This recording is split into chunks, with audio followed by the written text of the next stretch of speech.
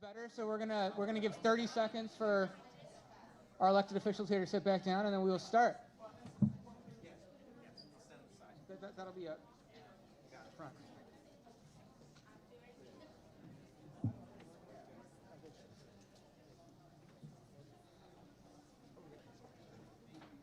All right. Okay, I think we will start. Thank you for joining us tonight. I know there's a lot of other things you could be doing this evening, so we appreciate you coming and spending your time with us. This is one of my favorite series of town halls we do every year. It's a phenomenal exercise in democracy, and it couldn't happen without you all being here, so thank you. My name is James Kitchen. I serve as the Director of Special Projects for County Executive Pittman. Tonight, I'm going to moderate the town hall. So this is part of the annual Budget Town Hall series. It is your opportunity to let county leaders know what you think should be funded and maybe what shouldn't be funded in the fiscal year 25 budget. So we will hear brief opening remarks from both County Executive Stuart Pittman and Council Member Julie Hummer.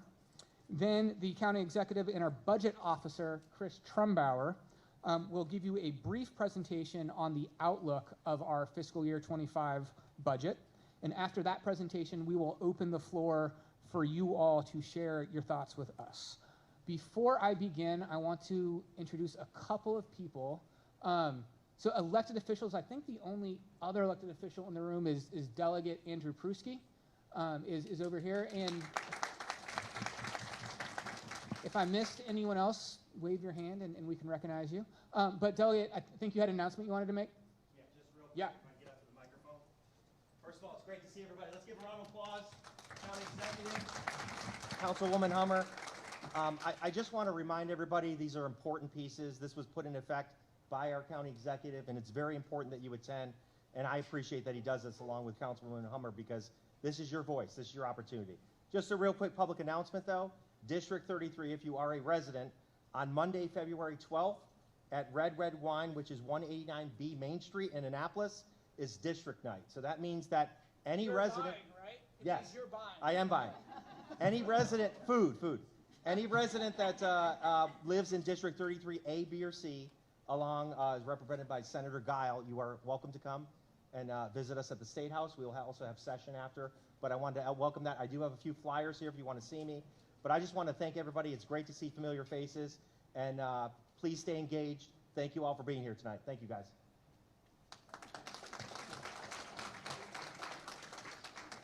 Thank you, Delegate. All right. And so also just want to thank the county staff that are here. So we have several staff members from the county executive's office that got here, helped set up Central Services, Arundel TV. But let's thank them really quick for just making this night happen. And then we do have one department director here. Jessica Lays, our director of Recs and Parks, is over here. All right. And so now without any further ado, I'd like to bring up County Executive Pittman.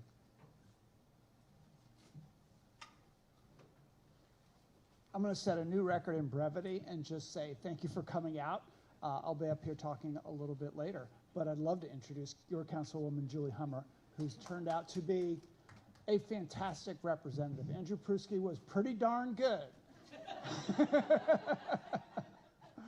But we love having him where he is as well.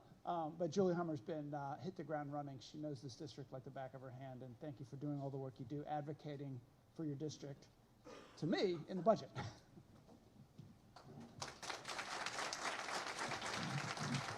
I'm a little shorter. I've got to move it down a little bit. So welcome. I'm Julie Hummer. It's so great to see so many familiar faces and new faces. I'm seeing people from every aspect of the community. I see our Parks and Rec people, and I know people who I know are here to advocate about traffic and the roads. I see our library. I see our teachers. I see our fire and police.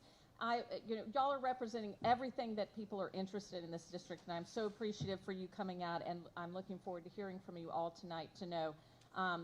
The most important resource we have in this county is our people, and that includes all of the people who work for the county and keep it running for us. We need to take care of them, from teachers to fire to police to Parks and Rec and to our library staff.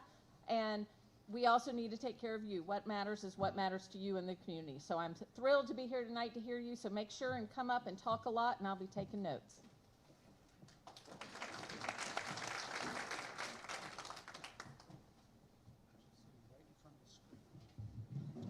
Okay, well, good evening, everyone. I'm Chris Trumbauer. I'm the budget officer. I'm going to run through a little presentation here. We're going to talk about some stuff that's in the current year budget. We're going to talk about what's looking ahead, how the fiscal climate is, and then we're going to hear from you.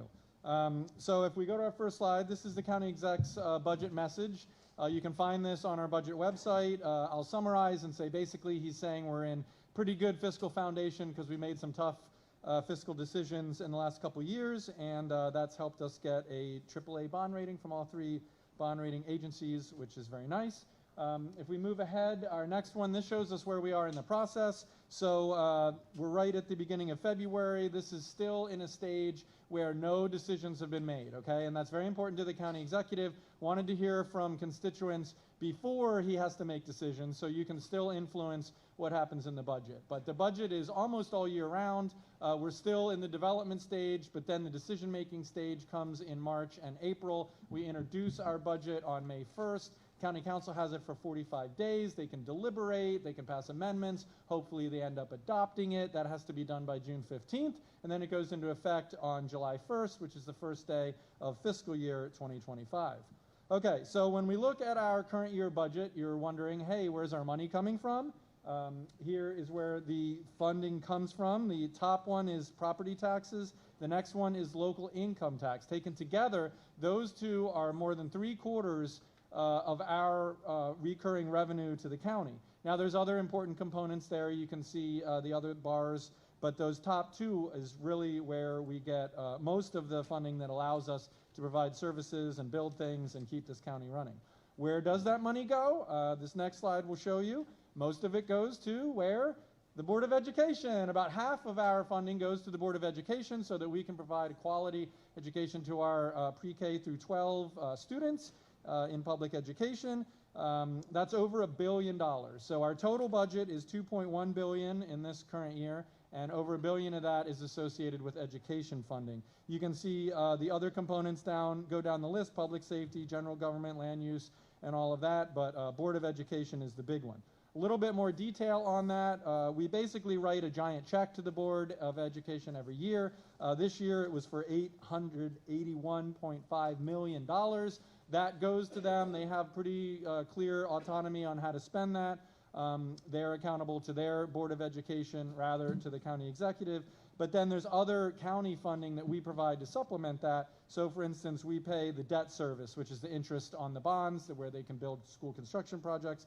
There's the school health officers, there's the school safety officers, and then last year we put in $19.2 million for retiree health care. That all adds up to over $1 billion, and as you can see in the yellow box, that's about 50.5% of the full county budget. Now, there's a lot of other good things besides our support for education in this year's budget. I'd like to share that we were able to keep the income tax rate the same, or for some people actually lowered it for 98% of our income tax filers in the county. That's very good. We are also able to increase our starting teacher salaries by more than $8,000.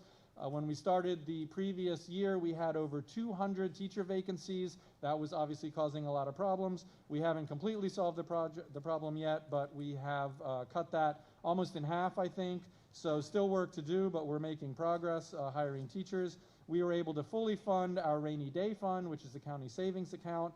And then we were able to establish a dedicated revenue stream for our affordable housing trust, which means we will have money in that every year to be deployed on housing projects so that folks can find a place to live in this great county. And then finally, as I mentioned at the beginning, we did achieve, for the first time in county history ever, a AAA Gold Star Best Ever bond rating from all three bond rating agencies.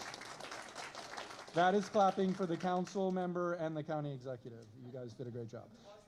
No.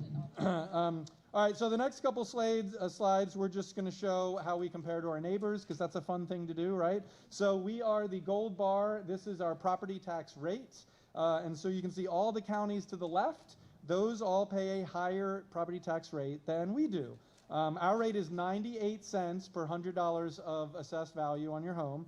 And you can see if you have friends in Baltimore City, they're paying more than twice that. But most other large jurisdictions like Arundel are paying over $1. Remember, we're at 98 cents. Pretty good deal for living in our county. If you look at the next one, this is even better news. So if you're paying income taxes in Anne Arundel, again, we're the gold bar. Everyone to the left towards me is paying a higher rate than us for the most part. The state law allows counties to have up to 3.2% of tax, and many counties you can see are all the way at the top at that full 3.2. Most of our county taxpayers are paying 2.81% or below. There is a small subset of filers. If you're making more than $400,000 a year, you're actually in Anne Arundel, you are going to pay that maximum rate of 3.2%. So we have that tiered rate. There's 3 different tiers. That was something new. The county executive pushed for that at the state level. And interesting trivia, only Anne Arundel and Frederick do that. Everyone else has a one-size-fits-all tax rate for all of their ratepayers. Okay, next slide. This is the rainy day fund history. I wanted to show this because over the last 5 years of this administration, the county executive has built up our rainy day fund. That's our savings. We hold that in reserve, so the next time there's a county recession or an economic downturn, hopefully we'll be able to deploy those funds instead of not doing things or laying off employees or furloughing them in a way that would affect county services. So that's good news, and now I'm going to turn it back over to the county exec to talk about some investments that the county made in the current year budget. So it's just, I think it's helpful to look at recent spending when we're looking at where we're trying to go. We have work to do, but I want to point out a few things. So this graph here shows over the last 8 years, 9 years really, the county spending. The green dotted line is the general fund, and you can see that increasing gradually. We were way behind in both in public safety, police and fire, in terms of numbers of officers and firefighters, in terms of pay. So we did some catch up. So that has grown since the dotted line in the middle is when I took office, so this is the last 5 years. That accelerated because it needed to. So the increase in spending on those two has been higher than the general fund. But there are other areas where we've increased our spending too. So if you go to the next slide and you see public education, here we've just shown how much we've invested each year over the state's required maintenance of effort. And you can see in the 4 years of the last administration, they always went above the state maintenance of effort, but it was in the $5 to $15 million range, and then we jumped it up to over $40 million over maintenance of effort, and that was to accelerate a lot of the work that we needed to do, to reduce class size with more teachers, to get our teacher pay, our back steps paid, to get our teachers closer to where other teachers in the region are in terms of pay. And we've invested heavily in the capital side as well. It dropped for 2 years. The pandemic, we all thought, remember, that the economy was going to be in terrible shape. So we tightened our belt in our second budget pretty significantly. And the school system felt that, but then it came back the last 2 years to $50 million over. I'll just warn you that this year the school system's asking for $80 million over last year. So wait and see how that all turns out. Next slide. I wanted to put something for Rec and Parks up here because some of you may know that folks like to live in Anne Arundel County because we have lower tax rates, but they like to live close to Howard County because they have, some say, I won't say this, Jessica, but some say they have better parks and they use their parks. So we're trying to improve the quality of the facilities at our parks, actually protect more open space and acquire land for more parks. And you can see that in the numbers. The number of capital projects is now over 50 that we're working on across the county for Rec and Parks. It's a lot of work. It's a lot of community engagement. Some of you have been involved in that, but I'm very proud of that. And then the dollar figure is up close to 100 million. So what we do in Rec and Park capital budget is going to obviously benefit our kids and their kids, and it's going to improve the quality of life in the county for a very long time, and the health. So the next slide is affordable housing. Now this is something where the county did not invest significantly. We relied on federal funds, a little bit of state funds. In some cases, I think in past administrations and maybe even some of the public actually said they didn't really want the county to be investing in affordable housing. Let's make sure we have wealthy people who pay high taxes here. And a lot of people said we shouldn't even be building housing because we can't keep up with the schools and all the other requirements that people require. So we've shifted that philosophy. And we're actually saying that for our economy to thrive and for our businesses to have employees, they actually need to have a workforce that lives nearby. And we don't have affordable housing for that workforce. So we've done a number of things to improve that, a lot of legislation, but the dollar figures for the first 4 years were increased. We did some additional rental assistance, but then the last 2 years we created this thing called the Affordable Housing Trust Fund in Anne Arundel County. First funded it with $10 million of ARPA federal money, and now we have a dedicated revenue source, and we're going to continue those investments and make sure that we're doing everything we can to put roofs over people's heads. Next slide. A lot of you are here for local capital projects, and this is just a list of some of the ones that are either in design or in construction in your district right now. I know folks are probably more interested in rec and parks than any, sometimes transportation. We fortunately have a number of sidewalk construction projects going on, not enough, but we have some. And I think maybe the most exciting is a new park at Odenton, the Odenton Park that's in design. So I'm gonna pass it back over to Chris, who's gonna talk to you briefly about the fiscal outlook before you start asking for things. Okay, great. So we just spent some time talking about the current year budget, but I know we're here to look ahead into the fiscal year 25 budget, which is what we're attempting to put together now. So we're going to talk a little bit about the fiscal forecast and some realities that we're facing at the moment. So one of the fun things to do is look, how are we doing in this current year? We're about 7 months into the 12-year cycle. So as we look ahead, let's see how we're doing so far. And when we look at how revenue is coming in, it's coming in pretty steady, pretty consistent. I would say the property tax revenue is strong. Income tax growth is slowing, but it's pretty much on target. You'll remember that the Fed, Treasury has been trying to slow the economy down because inflation was high, interest rates have been going up, and that's all very deliberate. So that is having the effect. What I hear now from macroeconomists is we're not expecting a recession. Hopefully there will be a soft landing, but that is a deliberate slowdown in the economy. And so we won't likely see the same income tax growth that we've seen over the past few years. But the big story, what's really affecting county revenues at the moment, is recordation and transfer tax. So every time there's a real estate transaction, a refinance, a buy or sell of a home or a property, county gets a little taste of that, okay? Well, guess what? No one's doing anything right now because interest rates are 7.5%. So that means that the activity has dramatically gone down, and so the county revenue associated with that has dramatically gone down. To give you an example of the scale, 2 years ago, in fiscal year 22, we received $198 million from our recordation and transfer tax receipts.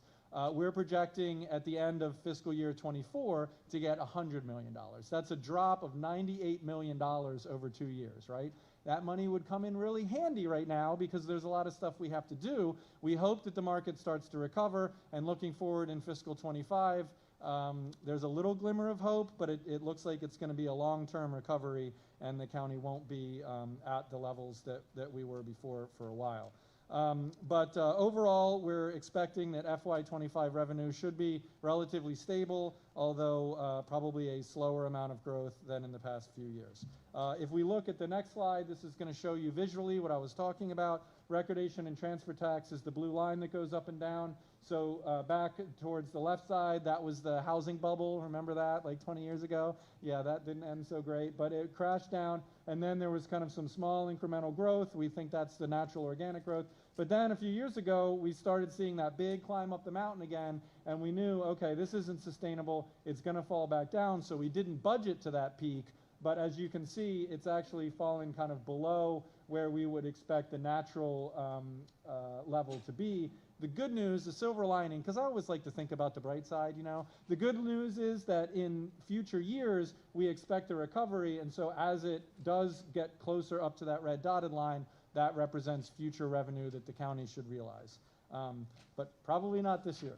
Okay, so if we look at the FY25 budget, we have to think about the expenditures. So there's a bunch of things that we have to pay for. These are built-in increases every year. These are things like the debt service increase, what we pay on our bonds, benefits, employee pay. So we have, we call it non-discretionary. That's kind of budget talk for you have to do it. Other things that we pretty much have to do, although it's not technically called non-discretionary, we have to pay our non-representative employees. We have to think about the expansions of service that we've done over the previous years and making sure that that's built in to the next budget.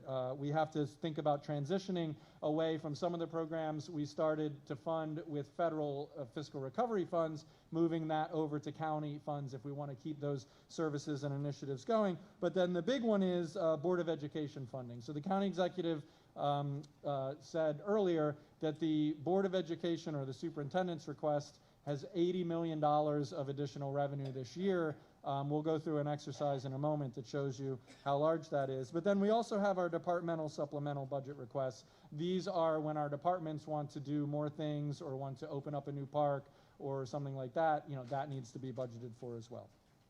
All right, so here's the exercise. This is small print. You don't have to see it. But basically what we did is we kind of broke up in that chart to the right. We broke up those built-in increases. Then we have our pay packages in the middle, and then at the bottom we have those operational considerations, things that we can put additional funding to. And at the very top, there is an incremental recurring revenue estimate for fiscal year 25. So this is what the budget office projects. If things go the way we think, we'll have this much money more than last year, and that's the money we can use to do things, right? So at this moment, we're projecting that that's going to be somewhere in the neighborhood of $80 to $90 million. That's a pretty good year. It's not as good as a couple years ago when it was 130, but it's a pretty decent year. But let me show you how quickly that gets taken up. So all those non-discretionary increases, the things like paying for our incremental health insurance and our retiree health care and our pension and the debt service, you add all that up, and for ballpark estimate, for the sake of this, we're going to say it's about 25 million, okay? So if we start at 85, take away 25 right off the top, we're at 60, okay? That's still a lot of cake. We can still do a lot of good stuff with that, okay? But then we got to pay our employees, right? Well, how much is that going to be? I don't know. We're negotiating with them now. I can tell you last year it was $27 million. That was a much higher inflation environment, so it'll probably be a little bit less than that. Let's say, for the sake of argument, let's say it's 20 million. So take that off too. So we went from 85 to 60. Now we're down another 20. We're at 40. Okay. So now we got $40 million. What do we have to do with that? We got to pay our library. We got to pay our community college. All of our departmental requests that Rec and Parks and DPW and all those agencies put in because they want to do. We got to think about what we can support there. But then the big one is Board of Education. Their request was $80 million. I just told you for all those things I just listed, we're looking at $40 million. So what that means is tough decisions ahead. We're certainly going to continue to watch the revenue picture. If the economy starts getting better, if the real estate market recovers, that means we can tune our estimates up a little bit. If bad news happens, that means we might have to tweak them down. So none of this is final. I just wanted to give you a window into what the process looks like from here on out. So just to kind of summarize some of the pressures on our budget this year, we are still in a high inflation environment. We're looking at about 3% right now, which is much better than the 6 or 7% of a year or two ago. But our incremental recurring revenue is shrinking at the moment because of that gap of the depressed recordation and transfer tax. And then all this is happening at the same time that some additional state funding mandates are kicking in with education and other things. And then we have those incremental cost increases for pension, debt service, health insurance, and things like that. So these are all pressing on our budget, and the county executive and his team, and then ultimately the county council, will weigh all of those things and try and put forth the best budget that we can for the county this year. So the last couple slides, I just want to tell you, if you don't think I gave you enough information, you can get a lot more on the website. So Open Arundel is our data portal. You can get budget information and all kinds of performance information there. We also have, if you really want to dig deep, you can go to our Budget Data Development Explorer, which we like to call the Budget Buddy, and you can dig into each department's budget and look at different items and components and see how the money is spent. And then the next one is aacounty.org/yourbudget. That's where you can get a copy of this presentation, and you can also see a little bit more information about these town hall meeting processes. And then finally, here's the email address that if you are one of the 14 people watching on Facebook Live, or if you have a friend or neighbor who wasn't able to come tonight but wants to communicate with us, please do email budget-comments@aacounty.org. I can personally assure you every comment is read and considered. The county exec's team does a great job of putting everything together, packaging it into a report that is given to the county exec. him and his team do read these, and I can tell you that I have seen decisions be made based on public comments at these town halls over the last few years. So your time is not being wasted here tonight. So that's all for me. Thank you for coming out. I will go back into the audience and listen to folks, and then I think James takes it from here. And I just want to say one thing that is sort of obvious, but if you're proposing something that's expensive and you have an idea of how to fund it, let us know if you think there's some other part of the county budget that should be cut to pay for it, or if you think that there's some revenue source that we should increase, income tax, property tax, income tax on the highest earners, whatever your idea is, bring it to us.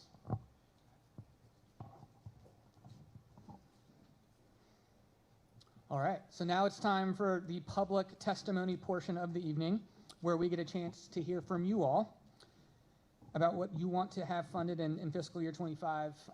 Thank you, Chris, for the presentation, and everyone else for the opening remarks. The way this will work is each speaker will have 2 minutes to give their testimony. You will see a timer on the screen behind you to help you keep track of where you are in your time allotment. The county executive and council member Hummer will not respond to every comment as they're made, but they are listening, they are taking notes, and they will share their thoughts after we've heard from everyone. So please stick around until the end so you can hear their responses. I'm going to begin with a list of residents that live in District 4 that indicated they would like to speak when they checked in this evening. So we're going to start with them, and then we'll pass on to non-residents who signed up to speak. And at the end, when you walked in the door, said, yes, we want to talk tonight, when they have spoken, we'll open it up. And if you came in and said no, but you feel inspired and you want to speak, you will have an opportunity to do that as well. Last thing I will say is, as you're speaking and you're in your 2 minutes, please lean in and speak into the microphone so that everyone around can hear what you're saying as well. And without any further ado, we will get started. And I am going to call up people 3 or 4 at a time, and you can just line up in front of this microphone right here and use that, and then we'll call 3 or 4 more up afterwards, and we will keep this rolling. And lastly, I apologize in advance if I mispronounce anyone's names. Names are important. I'm seeing yours written down in handwriting for the first time, and so if I mess it up, apologies in advance. So the first 4 people, let's have Tracy Teffler, Tim Lemke, Joyce Nixon, and Jorge Cordova. Line up behind this microphone and have your 2 minutes.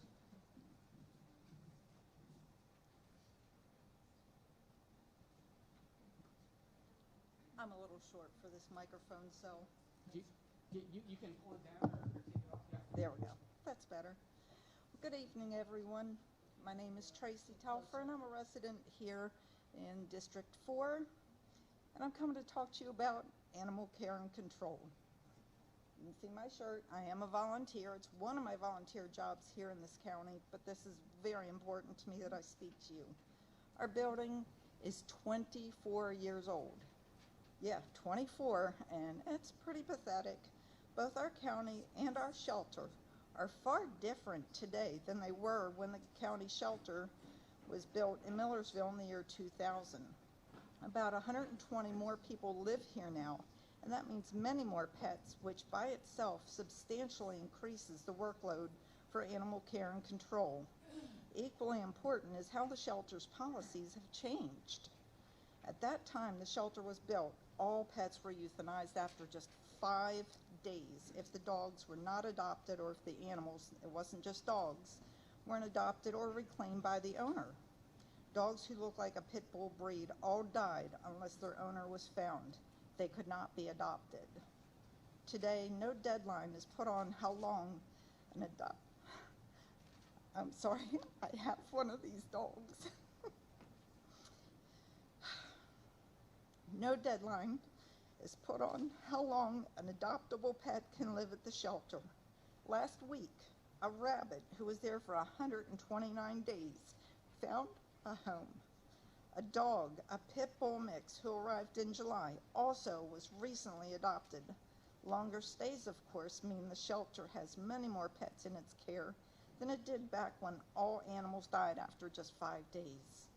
In addition, the national standards of care for the shelter of pets have vastly improved in the past quarter century.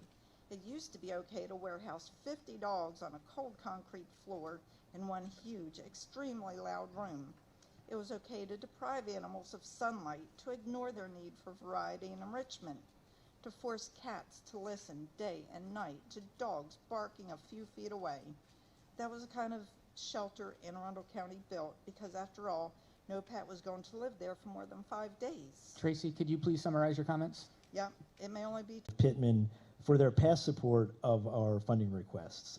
With your support last year, we were able to make historic salary adjustments for our staff and advanced many important initiatives, including our kindergarten readiness program, efforts to close the digital divide, distribution of gun locks, and crucial construction projects. I come to you this evening asking for your support for our latest budget request, specifically to draw your attention to our number one ask, which is the final installment of market rate pay adjustments for our dedicated workers. While we have made great progress in boosting staff pay, our recent compensation study shows that most library workers are still underpaid compared to their peers in neighboring counties. Some workers are underpaid by thousands of dollars and have been for years, even though, since COVID, staff have been asked to perform more tasks and display what I see as a superhuman level of flexibility, from distributing COVID tests and gun locks to connecting customers with social workers to managing our community pantry. They have gone above and beyond. And in my conversations with librarians and staff, I often joke that much of what they do falls into the other duties as assigned portion of their job description.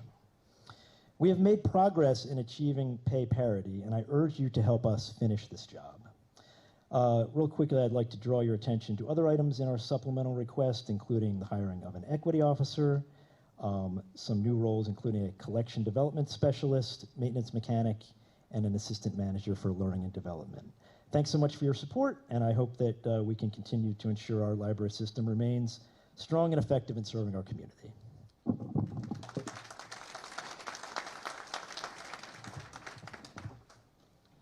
Good evening. I am Joyce Nixon, a former kindergarten teacher here in the county and a retired early childhood specialist from the Maryland State Department of Education. Today, I am here seeking county support to make the Dolly Parton Imagination Library program available to more and eventually all children in our county. This program sends free, high-quality books to enrolled children ages from birth to 5 each month. Currently, our program is only available to children living in Annapolis, Brooklyn Park, and Fort Meade area, serving about 1,650 children. These 3 areas make up only 5 of the 36 zip codes in Anne Arundel County. Research shows that the strongest predictor of success in learning to read is having books in the home.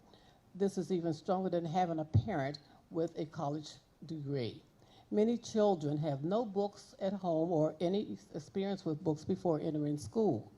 In our county, less than half of the 5-year-olds tested were ready for kindergarten. Among some groups, this percentage is even lower. The power and goal of the Imagination Library is to reach each young child and their families with books at home. This program is crucial for families who don't have the time or resources to participate in the library's program or to buy books. The National Academy of Education's Commission on Reading says that reading aloud to children is the single most important activity for building the knowledge required for success in reading. So let's give parents the tools to read to their children to ensure that their success in school. Thank you in advance for considering grants and other fundings to make this wonderful service available to more and eventually all Anne Arundel County schools from children from birth to 5. The Dolly Parton Imagination Library.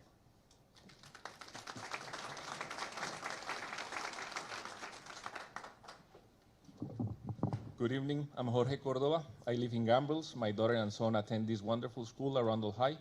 I'm a taxpayer and a voter, and I voted for both of you. Educators in this county are overworked and underpaid. Demands such as posting in bright space, the number of grades per marking period, and low wages made many educators quit. The fact that the number of vacancies is almost constant at 100 after hiring many teachers only means that many are leaving. With the projected increase in healthcare and COLA of 3%, which is lower than the inflation last year of 4%, many more educators will leave this county. Last week, Baltimore City gave their experienced teacher a new advanced professional scale for veteran teachers who were stuck at the top of the salary scale. We are now going to lose more experienced teachers that see in neighboring counties better wages. What is called the educator shortage and retention crisis is really a salary shortage. Please add more money for educators in our budget. Finally, as a taxpayer, I want to see all the new schools with solar panels to produce their own power. For me, it's unbelievable that in 2024, in this county, we are still building schools with outdated HVAC systems. Why don't the new schools have geothermal air conditioning? We need geothermal air conditioning. It's going to save us money as taxpayers. New schools should be net zero schools, so they produce all the energy that they need, saving taxpayers money, and the money that you were looking, Mr. Pittman, is right there. Let's get this. Look at the roof in this school. It's huge. Put a solar panel. I work at Mid High School. Put solar panels. They're building that school. Put solar panels. At the very end, that's going to give us money, the money that we need. Thank you. All right. All right, next up, we have Sarah Mller, Curtis Kingsland, Lisa Cornwell, and Tessy LaRose Ballard.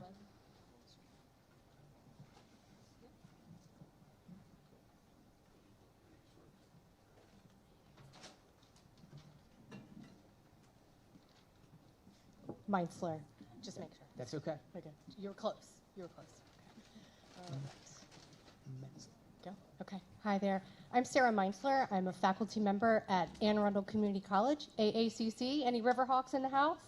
Anybody? Anybody? Son, children, daughters? Okay, thank you. Just wanted to shout out. I am here. I think we all know what a jewel, what a gem. I can remember you knocking on my door, and we talked about the community college when you knocked on my door. Thank you. I voted for you too. But just the importance of the community college and how it shapes the community and what we do for the community, the vital role that we play. Sorry, anybody get nervous when you up here? I'm a teacher, but this is nerve-wracking. We just provide an incredible service. Here are some of the reasons why I think it's imperative that we allocate the funding that we ask for. I don't know what that is because I don't beg to know that. I teach in the Human Services and Addiction Counseling program. I am directly impacting the workforce of the community as we speak. So accessible education, we cater to a diverse group of residents, including those who may not have the means to attend a larger institution. By investing in the college, we are ensuring that education remains accessible to all, fostering a more inclusive and equitable society. As I mentioned, workforce development, the programs offered by AACC are tailored to meet the needs of our local workforce. By supporting our programs, we contribute to the development of a skilled and knowledgeable workforce, attracting businesses to our community and driving economic growth. I understand. I thank you for what you do. I would not want to be in your shoes. It's a tough job. But I think we all come here just asking for what we're asking for in the budget. Thank you so much for your time and your consideration, and have a good night.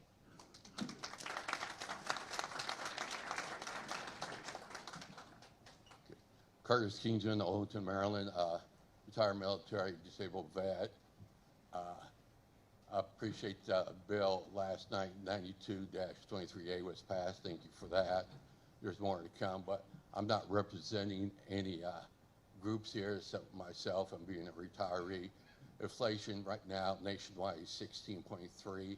I hope you consider that when you go over the budget for the summer, and it's hard to make ends meet. And one of the things is, that's a real illustration. You go to McDonald's, and my wife and I went one, go to the lot, but it was over 25 bucks. I know they got to make ends meet, but in the county here, you got to be wise about your budget, because we have to live by a budget. You all have to live by a budget. And with inflation, that's not going to, it's really tough. And I appreciate the disabled vet thing the county did for them, but there needs to be more, because if Fort Meade wasn't here, you all wouldn't be here. And there's a lot of vets out there, and there's a lot of disabled that this county needs to do, more for them. I could be here for hours, but, and just think, when you're doing your budget, you got to think about everybody, because it's really not your money, it's ours. And you're supposed to use it wisely. Like, we have to live by a budget. I have to live by a budget. So think about that things when you do it this summer, because some of us is trying to make ends meet. So thank you, and I'm glad I could come. Thank you. Thank you.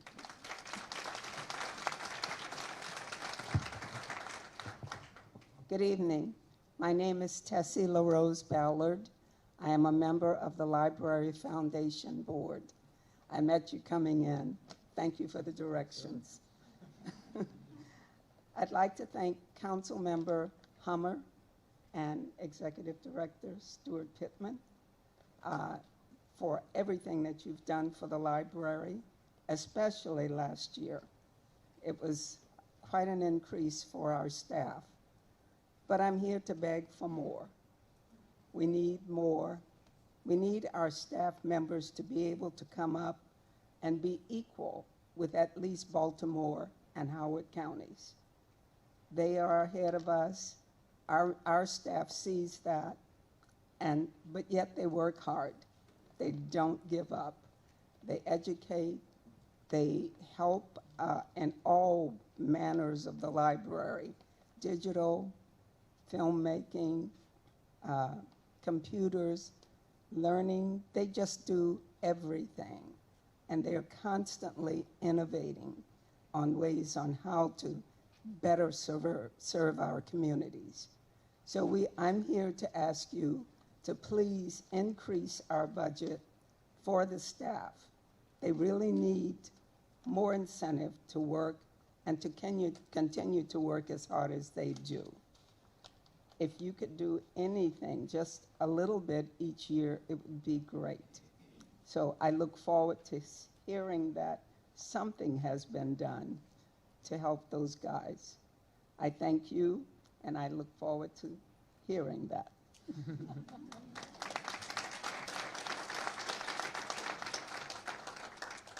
Hi, good evening. My name is Lisa Cornwell. I am a 27-year resident of the westernmost edge of Anne Arundel County. I live on Patuxent Road, which, when we have times of 1 inch to 2 inches of rain, we have flash flooding.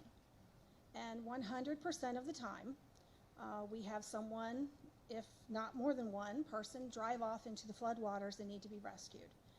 It was very disturbing to me recently with the severe flooding that we had, that surrounding counties had to be called in to rescue people that made bad decisions and drove off into the water. I questioned several different offices available to ask why we don't have the resources to take care of a situation happening within our county. Before that particular day was over, I saw 6 different companies from surrounding, Montgomery County was the farthest one that I saw come with Swiftwater Rescue and other rescue.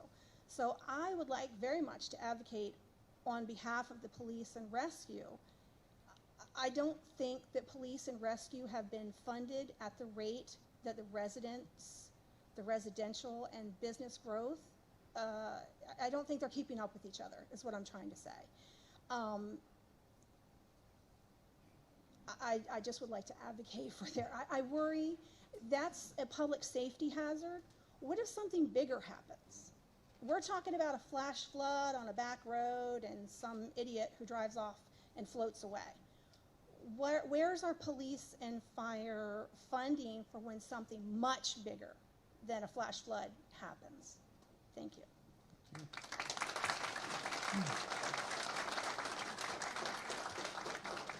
All right, next up we have Melissa McEng, Kathy Flanders. I got that one wrong, huh? Rebecca Tuckey, and Pamela Myers.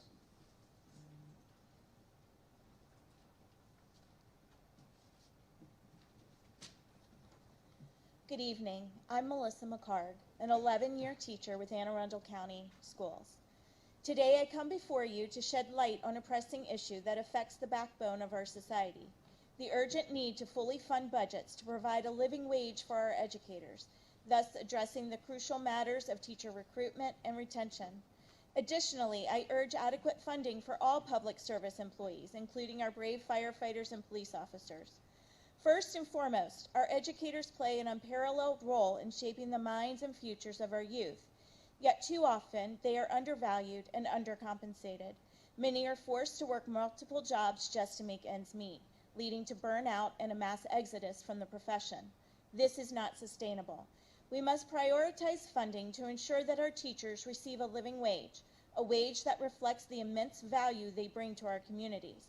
By doing so, we can attract and retain talented educators who are passionate about nurturing the next generation.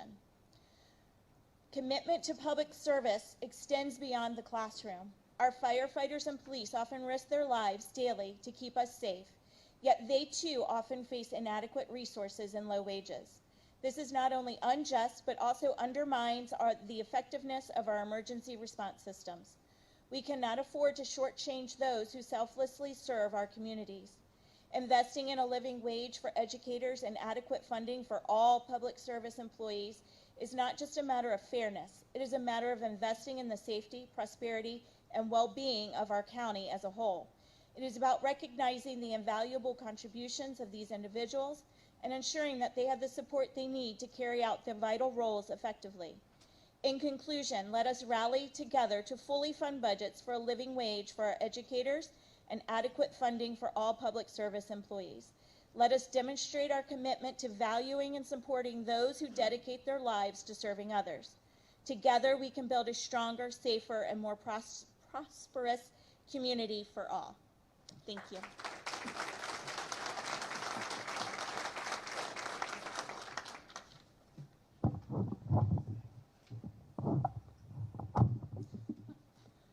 Hi, I'm Kathy Flanders. I'm an almost 17-year veteran teacher, and I live in Crofton. Thus, I pay taxes in Anne Arundel County. I teach at Arundel Middle School. AACPS has approximately 1,120 teachers at the top of the salary scale, 25 years. These teachers stay. They teach because they love what they're doing.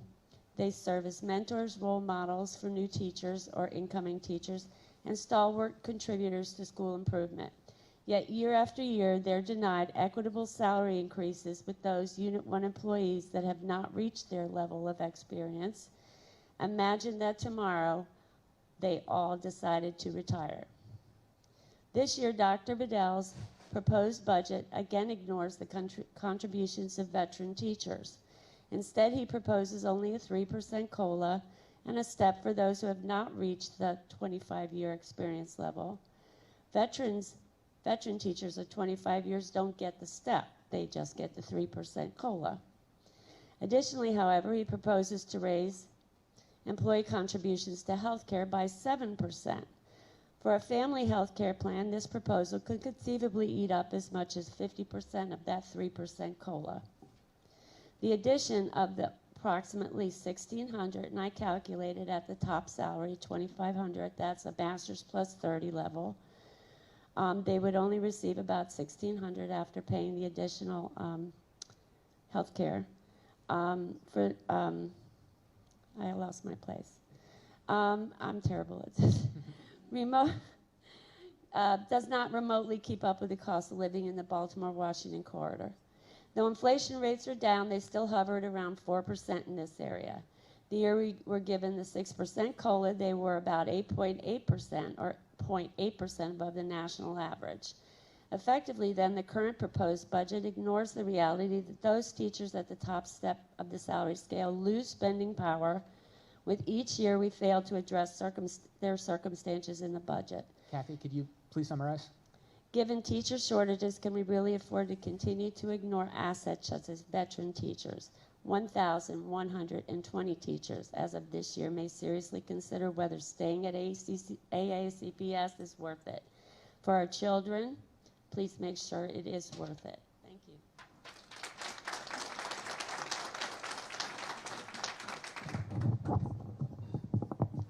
Hi, my name's Rebecca Tucker. I think the E and R ran together. I am a lifelong Anne Arundel County resident, a current District 4 resident, and I have worked for the Anne Arundel County Library System for almost 12 years. Now, forgive me, I look a lot younger than I actually am, so I have something silly to do. It was recommended that we wear this past year's summer reading t-shirt, so 2023, and underneath it, I am wearing the first summer reading t-shirt that I ever bought myself.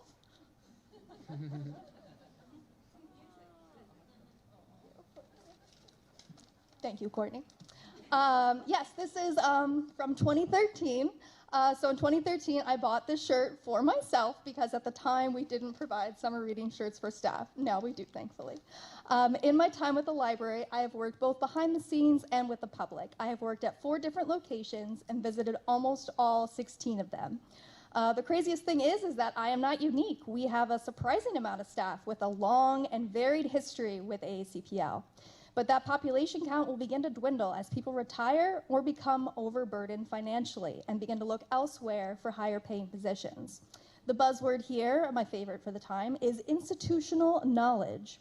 Staff like me are comfortable filling in wherever necessary. Staff like me know the unique personalities of our communities. Staff like me are invested in the libraries and communities beyond being just a job.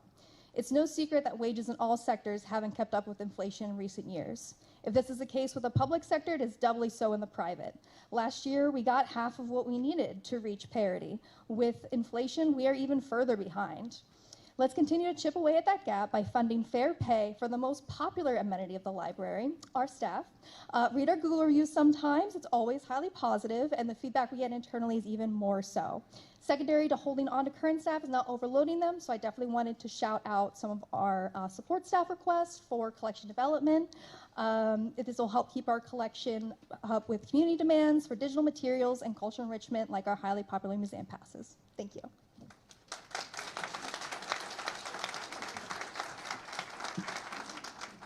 Good evening. My name is Pamela Myers. I'm a resident of District 4, and I'm on the Board of Directors of the Anne Arundel County Food Bank. I wish to thank County Executive Pittman and Councilmember Hummer for the opportunity to share input about the fiscal 25 budget. Can you speak into the mic? We at the Food Bank appreciate that the County Executive and County Council were able to direct $1.38 million of American Rescue Plan funding to the Food Bank in fiscal 24. This funding has allowed us to continue the positive impact we've been providing to the community for over 35 years. I'm here tonight to ask that you provide $1.5 million in financial support for the work of the Anne Arundel Food Bank in the fiscal 25 county budget. As we hear in the news every day, many of our neighbors are struggling to make ends meet. Rising rents, fluctuating food prices, and the high cost of utilities all result in the ongoing needs for supplemental food support in the community.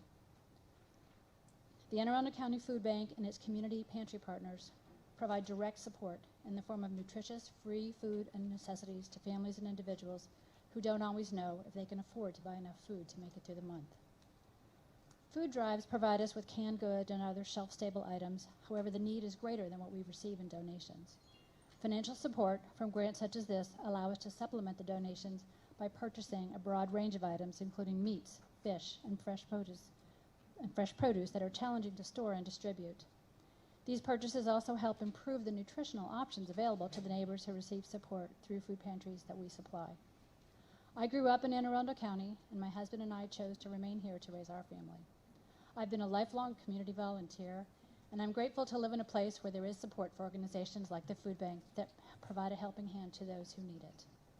In conclusion, we respectfully ask you to invest our county resources where they can make the greatest immediate positive impact in our community by providing $1.5 million in funding to the Anne Arundel County Food Bank for the fiscal 25 county budget. Thank you for allowing residents like me to give input, and thank you for your service to the community that you provide.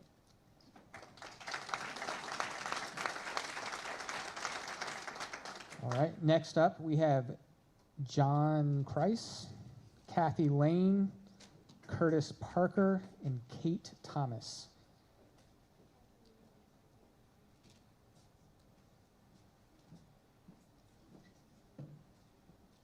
Hi, good evening. My name's John Chrisco. I'm a newly elected member of the board at Gork Park, right down the street. I'm here to advocate for specifically for a track and turf field at Gork Park. I wanted to give a shout out to Stephanie Mulcher, who's here. She's the president of the board, also here to advocate for the field, the new field. We have multiple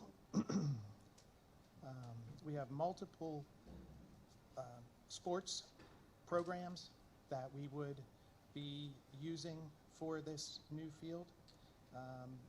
And they include lacrosse, field hockey, soccer.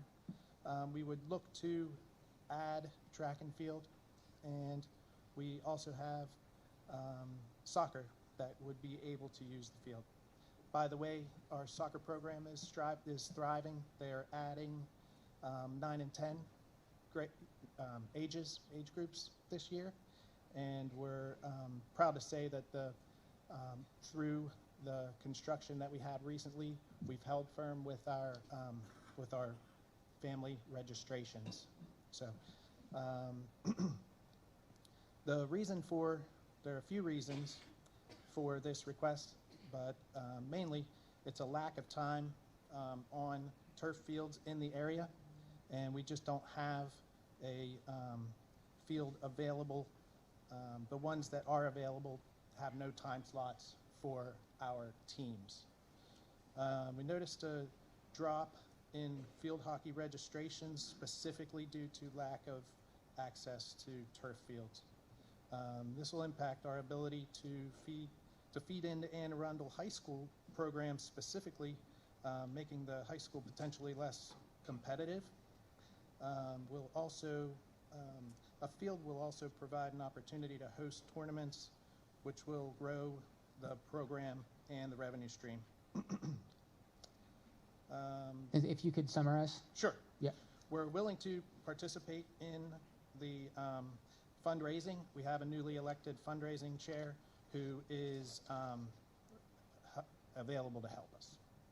And we're asking for your help to fix the inequity in our program and provide the turf field for the kids in the Gork area. Thanks. Awesome. Thank you. Good evening, County Executive Pittman and County Council Member Hummer. My name is Kathy Lane. I'm the owner's representative for New Village Academy Public Charter School that was recently approved unanimously by the Anne Arundel Board of Education in August of 2023. We're preparing to open the school in August of 24 to 150 high school students in Annapolis. We're currently negotiating a lease at Westfield Annapolis Mall in the former Lord & Taylor's second floor. And we have engaged a subtenant in Total Health Care, which is a federally qualified health center that will provide insurance, medical, dental, and mental health services to uninsured, underinsured, and undocumented students in a school-based health center model, as well as those in the community. We have also received our financing through Charter School Development Corporation and secured a contract with Whiting Turner, who will begin our construction project on April 1st.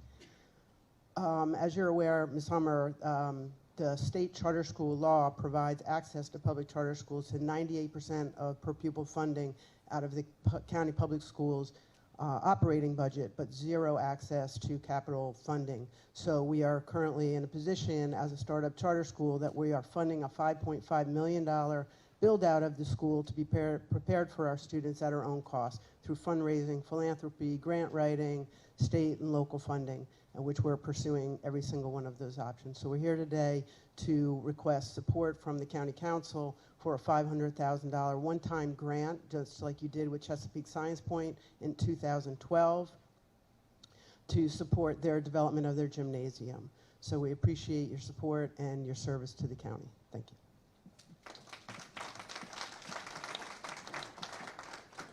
My name is My name is Curtis Parker. I'm representing Bacontown Association. Well, what we're looking for is sidewalks from 198 to Brockbridge Road on both sides, because there's a lot of traffic coming through there now of the development, and we'd like to have signs for the bus stops and slow down the traffic in the area, because we have a church there, and we need something to direct the traffic and slow it down some. And then we need somebody to come out and look at the sidewalks we have at, because they need repairing. And the other thing, like I say, we need for the bus stop, and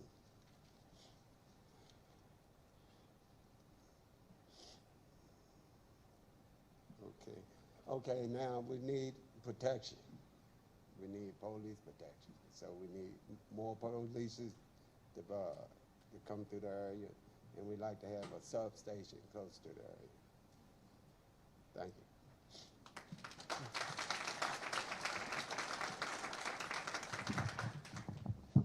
Hi, I'm Kate Thomas, resident of Anne Arundel County, and lived here most of my life.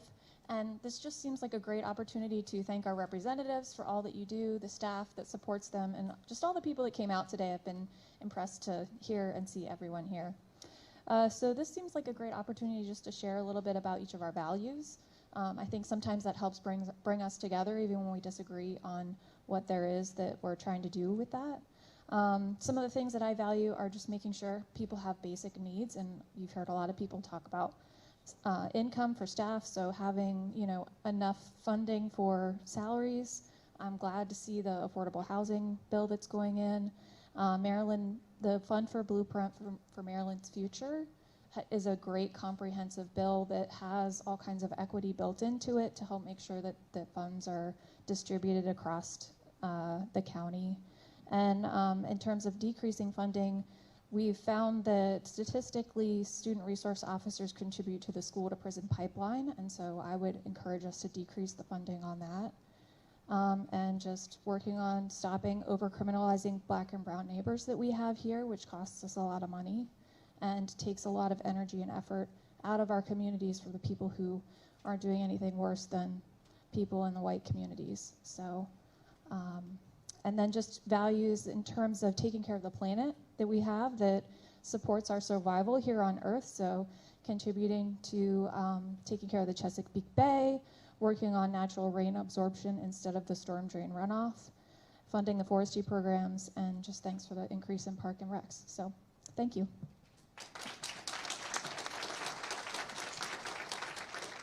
All right, next up we have Kelly Morgan, Vicki Powell, Lisa Woolcock, and Darnice Jasper.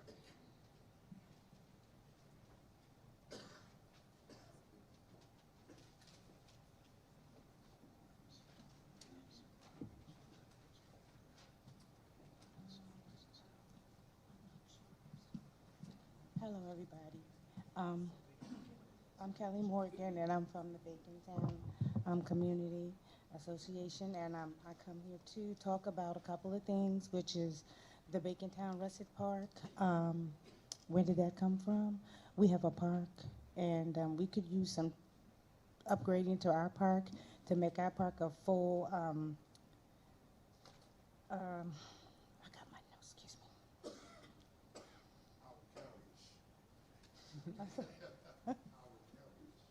Yes, we need our park to be a little Howard County-ish.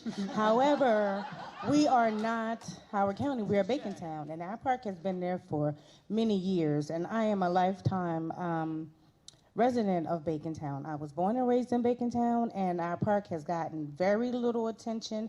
Recently, it's gotten some new things for smaller children, but we need some upgrades for the children that are a little bit older to keep them a little, keep them out of trouble. Far as like, we need some upgrades far as like pavilions, and I see there's a lot of things here for the Bacontown Russet Park, and it's nowhere near where our children could go and enjoy themselves in a safe way. As well as, I'm going to reiterate on what Mr. Parker said, far as like the sidewalks and the traffic calming. The people come through there at 70 miles an hour up Whiskey Bottom Road. If you're familiar with Whiskey Bottom Road, it's not that big. And we need something there so that people can cross for church, these children can cross for the park.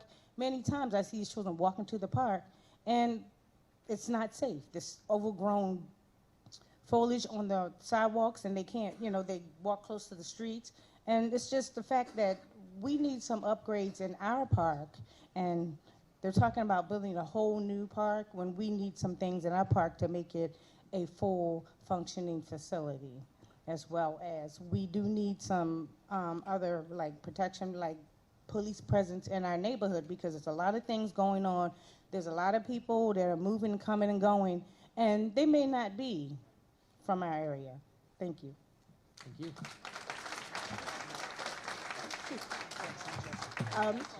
My name is Vicki Powell, and I'm a longtime resident of Bacontown. I'm born and raised there, just as my cousin. And I just basically wanted to say the same thing, because I'm a walker. I like walking in the neighborhood, but it takes me so long to cross the street because the traffic comes through there, like she said. It's so fast. If we just had some kind of way of calming down the traffic that goes through there. I mean, first you didn't see traffic go through there back in the day, but now it's just like, it's terrible. And I like to walk, but sometimes it takes me a while to cross the street. And also, just as she said, we just would like to see our park updated. And that's all. I mean, they've already spoke, so I don't really have much to say. So, same thing. But thank you for being here and saying it.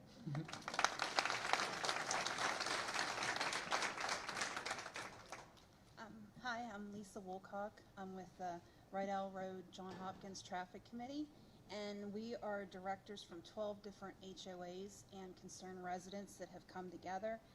And we just want you to think of us when making your budget and think about our safety. Rydell Road and John Hopkins Road have become a cut-through, and not only just for the cars, but for tractor trailers, for tanker trucks, and the speeding is ridiculous, and it's just a matter of time before something happens. Our homes are way too close to the road for such speeds and reckless driving. The speed cameras would help, but only where they're placed. Reducing the speed should help. As it stands, it looks as though there are no consequences in place. A lot of people who don't live on Rydell Road or John Hopkins, they tell us, well, if you don't like it, just move. And, they want to use it to make better time. But our taxes are no lower living on and off Rydell and John Hopkins than other roads. And we just want the same respect other people would want in their neighborhoods. And we feel that we should be able to be safe in and around our homes, using our sidewalks and our yards, and not feel like we're living on a major highway 7 days a week, 24 hours a day. That's all. Thank you. Yeah.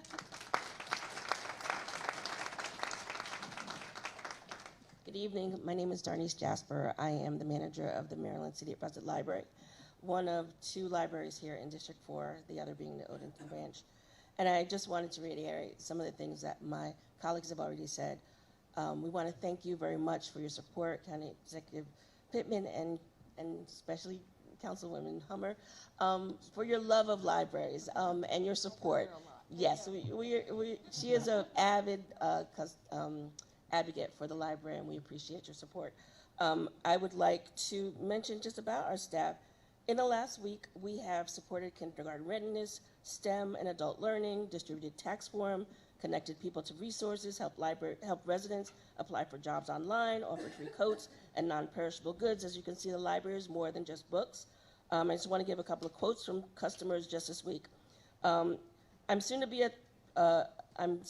a mom of three with 3 children. I mean, a mom with 3 children under the age of 3. The library is one of the best places I can take my children and feel like I belong. ABC Mouse is free with a library card? Wow. I'm canceling my subscription right now. You and your staff are always so helpful and patient with me. Thank you so much for being here. Some of these impactful interactions happen like this every day in our system, and our staff are at the center. So I'm here tonight to speak on fair pay, probably. You gave us some market rate adjustments last year, but there are still 80% of our staff that are still under market rate. We're not asking for the highest paid salaries, we're just asking for our staff to be paid a true living wage. Many of our staff work extra jobs, live outside the county, drive long commutes, and take on roommates just to make ends meet. They're living paycheck to paycheck, hoping that some unexpected expense will not ruin them financially. And Arundel County Public Library salaries are almost $20,000 less than some of the positions in nearby systems. So I'm asking you today to ensure that we can have fairness, retain valuable colleagues, and attract the best and the most diverse candidates to our system so we can truly be the best place for all to live and work. Thank you again for your support, and I hope that you will finish the job by fully funding our market request. Good night. All right, next up, we have Jane Sace, Greg Piercy, and Alina Malik.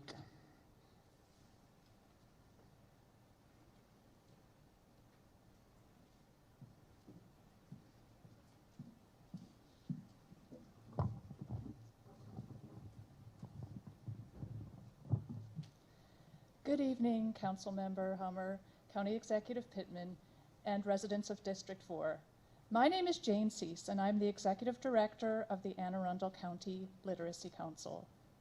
I'm here to speak on behalf of our students, tutors, and staff. The Literacy Council provides free literacy, math, and ESL instruction to low-income adults here and throughout Anne Arundel County, where the low literacy rate among adults is 15%. We are asking for your support to continue to implement and grow our programs. Our students work with tutors to get a high school diploma. Last year, 7 of our students earned theirs. Find a job or a better paying job. Last year, at least 19 students achieved this goal. Qualify for training programs like those at AACC, pass the ASVAB military entrance exam, speak and understand English, become citizens, or live independently. Our services are all free, including books, tutoring, and assessments. Our tutors and staff are volunteers. Last year, they donated more than 14,000 hours in our communities. We tutor at Jennifer Road Detention Center and Ordnance Road Correctional Center. We are helping a fast-growing number of immigrants improve their English. Thanks to our tutoring programs, students are empowered to participate in their children's education, get better jobs, and contribute to our communities and economy. Our dedicated volunteer staff provides year-round support for hundreds of students and tutors. With your help, we will make life better for so many people. Thank you.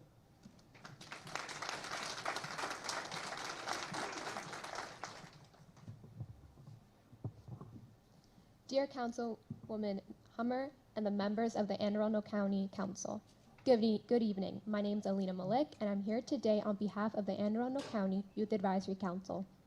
During its January meeting, the Council voted unanimously to provide testimony to advocate for bicycle and pedestrian infrastructure to be implemented through the county's budget.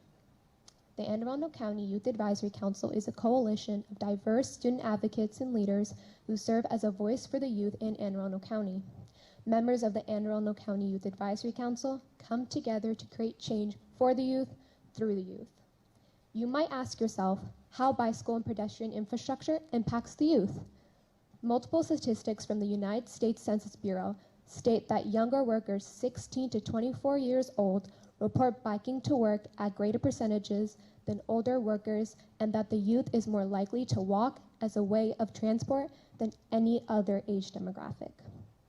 According to a survey conducted by the Anne Arundel County Office of Transportation, 74.6% of respondents said that the largest inhibitors to walking and biking in the county were the lack of sidewalks, bike lanes, and trails. 71.2% of respondents said that the traffic between trails was too dangerous for walking and biking. As the youth, we want more bicycle and pedestrian infrastructure implemented throughout our county to make walking and biking a safe way to commute to work, school, and other places. Personally, I do not feel safe walking as a form of transportation because of the small sidewalks within my area. I do not feel safe biking because of the lack of bike lanes established. These issues raise a huge concern. As a county, how are we decreasing motor dependency and encouraging people to walk or use bikes as a form of transportation that is safe and accessible? As pedestrians, we shouldn't have the constant fear that we might get injured if we use biking or walking as a way to commute. Instead, we should feel safe and secure when walking or biking to and from our desired places. And so, for all the reasons mentioned, the Anne Arundel County Youth Advisory Council is advocating for bicycle and pedestrian infrastructure to be implemented through the county's budget. Thank you so much for your time.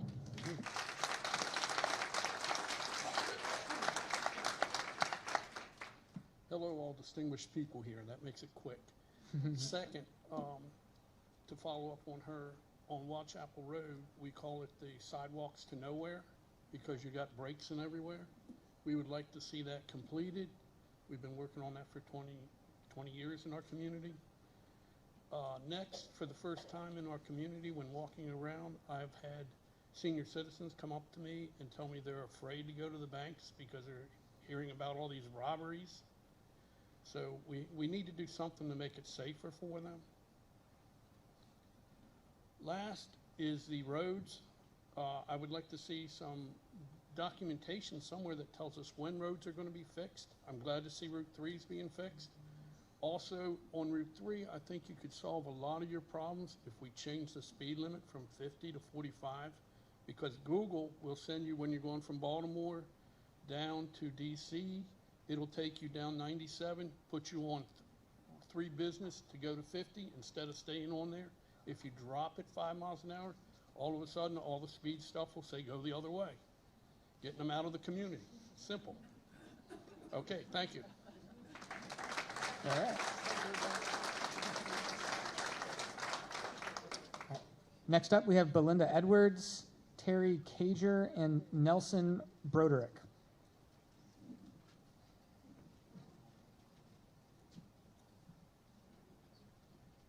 Good evening, County Executive Pittman and Councilwoman Hummer. Thank you so much. My name is Belinda Edwards. I live in Odenton. I've been a resident of Anne Arundel County the majority of my life. I have been proud to have been selected as a 2023 Hidden Heroes Fellow by Senator Elizabeth Dole, and that highlights my work in support of my veteran father, who is a Vietnam vet, Air Force, go Air Force. I am here and I stand as the sole caregiver of my parents, and my ask is multifaceted. First, I ask that the county consider a public-private partnership that will invest to increase the amount of elder care providers. I also ask that incentives be considered for employers so that they may offer caregiver benefits, as well as flexible work schedules, as well as to increase services to those in the middle class who are especially hit because they make too much for a lot of the current services, but they make too little to pay for everything that they need. As the sole caregiver of my parents with mild dementia, my options are few. Transportation services require that the individual has the ability to meet with the provider at times and locations. Care providers request or require a minimum mandatory set of hours, and daycare centers do not offer day or afternoon sections. Think of AM and PM kindergarten as an example. As well as the healthcare system anticipates that the care provider has a care community. Unfortunately, I do not. As the amount of citizens with dementia increases and the size of families decrease, we must consider changes in our approach that will help those that provide care in order to those who receive care to benefit. I extend an offer to partner with you to strategize and implement new solutions that will support care recipients who wish to age in place and those who provide and support and love them. Thank you.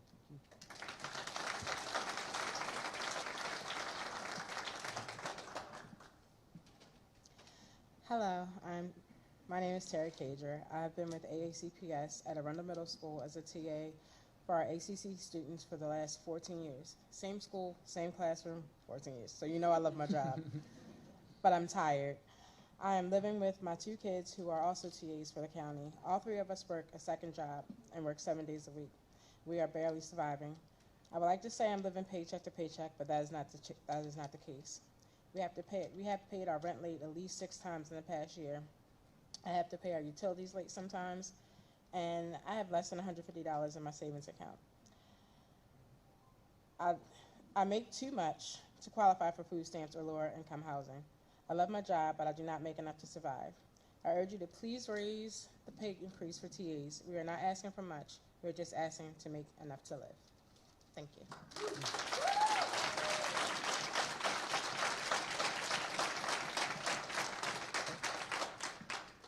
Good evening. My name is Nelson Broderick. I live in Odenton, Maryland. I'm fairly new here. I'm also a deputy sheriff for the county.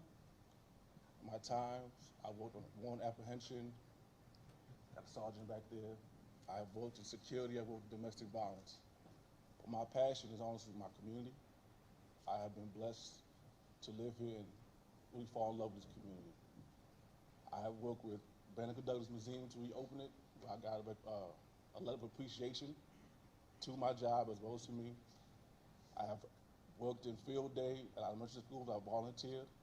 I've also worked with Turnaround Thursdays. They specifically fight against recidivism, and that's a real passion to me because of my family. Unfortunately, in the past 4 months, I haven't been able to do anything of those activities. My job right now is, to my knowledge, almost 20 vacancies.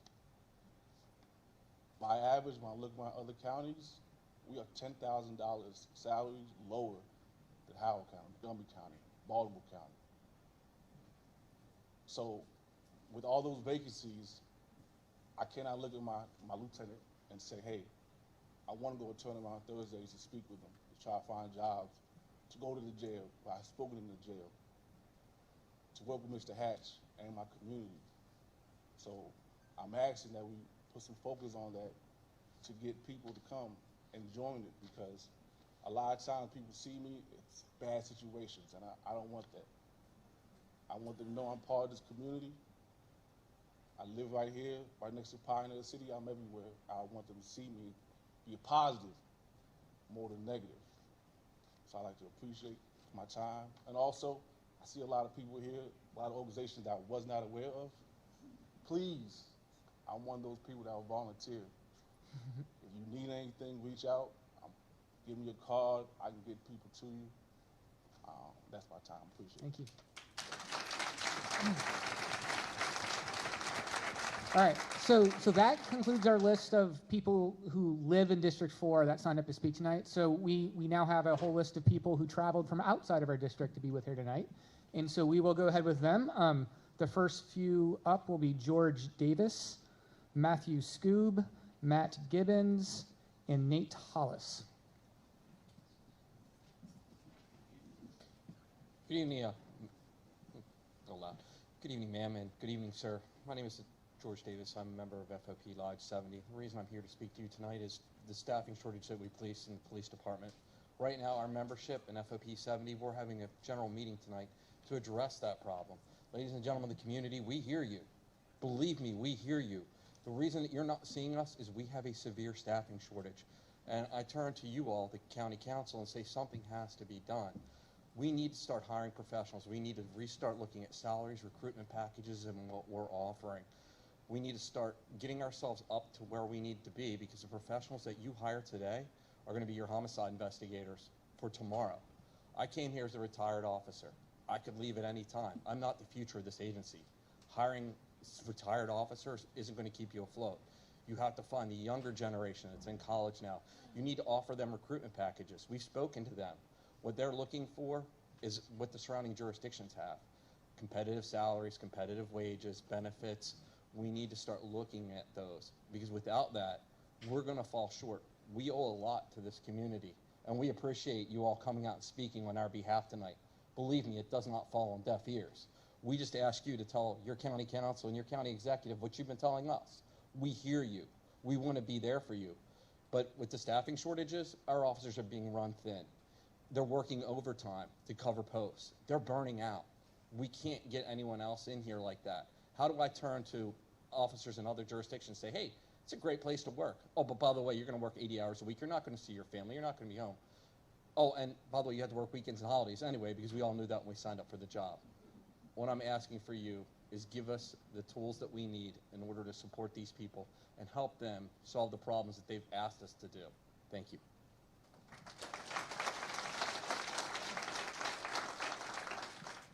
My name is Matthew Scooby. I'm a member of the FOP Order of Police. Wanted to give the highlights from last weekend.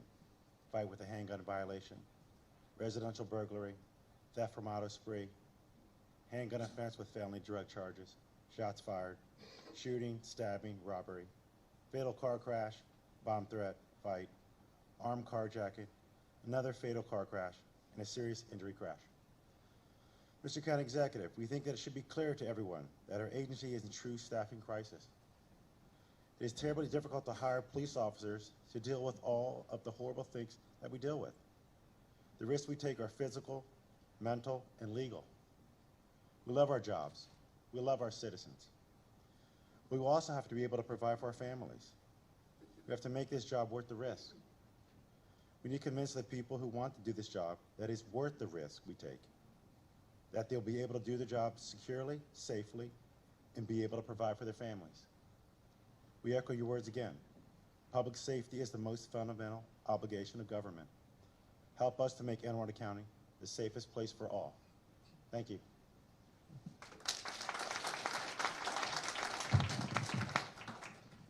Good evening. My name is Matt Gibbons. I'm a member of the local Fraternal Order Police. I've lived in this county for several years. I live here. I work here in District 4. I've spent 4 years in the military. Before I came here, I worked for this agency for 13. I've seen 13 years of staffing problems with this agency. You might think, with it having gone on that long and we've been doing okay maintaining the status quo, that it works, it's good enough. That's not the case. Like anybody carrying a heavy load for a long time, we're starting to buckle. Things cannot continue the way they are. It's a testament to our officers that we've gotten by for so long, but we cannot keep doing what we're doing. Our staffing continues to fall while our responsibilities increase. We can't do what we've always done. No disrespect to TLC, but the rivers and lakes that we're used to aren't getting the job done anymore. Those tactics haven't worked, and it's allowed the problem to become far worse. We need more cops, but it takes 2 years to get an entry-level police officer qualified to work the road by themselves. So we got to start hiring them now. In the meantime, we have to recruit experienced officers from other agencies to fill the gaps and hold the line so that we avoid flooding our agency with entirely entry-level officers. Finally, we have to retain the senior officers so they have time to pass their knowledge, training, and experience on to the next generation. How do we do this? We have to convince new officers to come here in the first place, to join this profession in the first place. We have to convince the experienced officers from elsewhere that our agency is a better place for them to come to. And finally, we have to convince our senior officers each day that it's worth it to stay. We have to work together to create pay and benefits that will accomplish that. Please work with us to make that a reality. Thank you.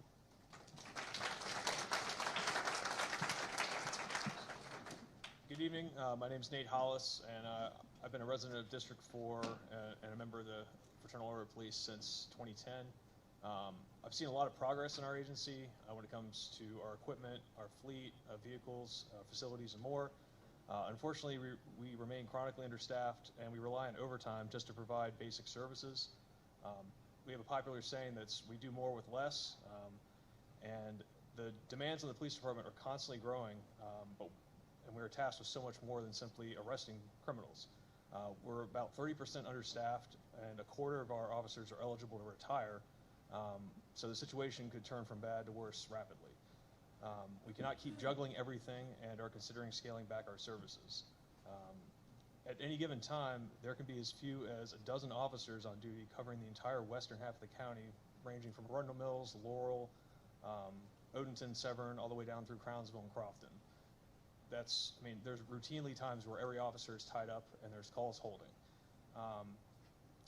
Non-emergency calls are hold frequently, and some we simply cannot respond to at all.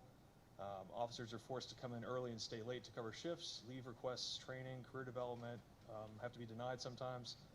We're increasingly becoming a reactive versus a proactive agency, and this comes all as violence is rising. We have the number of firearms that we're encountering on the road now is incredible. Every single day we're finding them. We're having shootings pretty much every day, and it's incredible.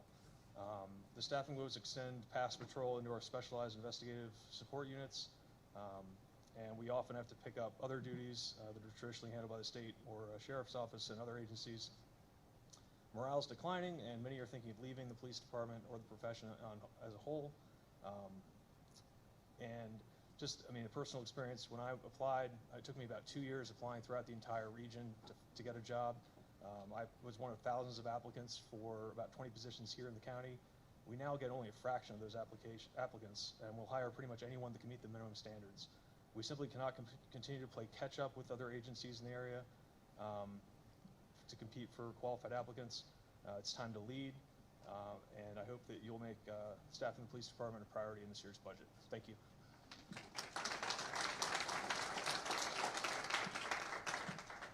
Good evening, everyone. My name is Dominic Cataldi. I am a corporal with the Anne Arundel County Police. I've been with the department for 8 years this month, and I am a resident of Pasadena.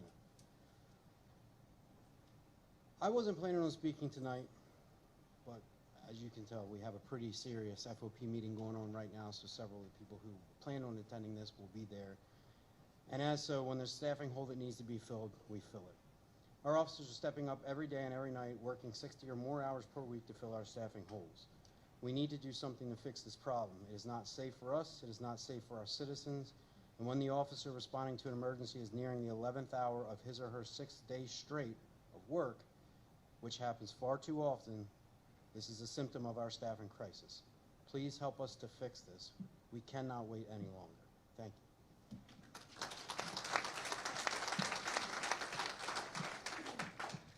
Good evening. I'm Mike Shire with the Anne Arundel County Fraternal Order of Police. Mr. County Executive, Councilwoman Hummer.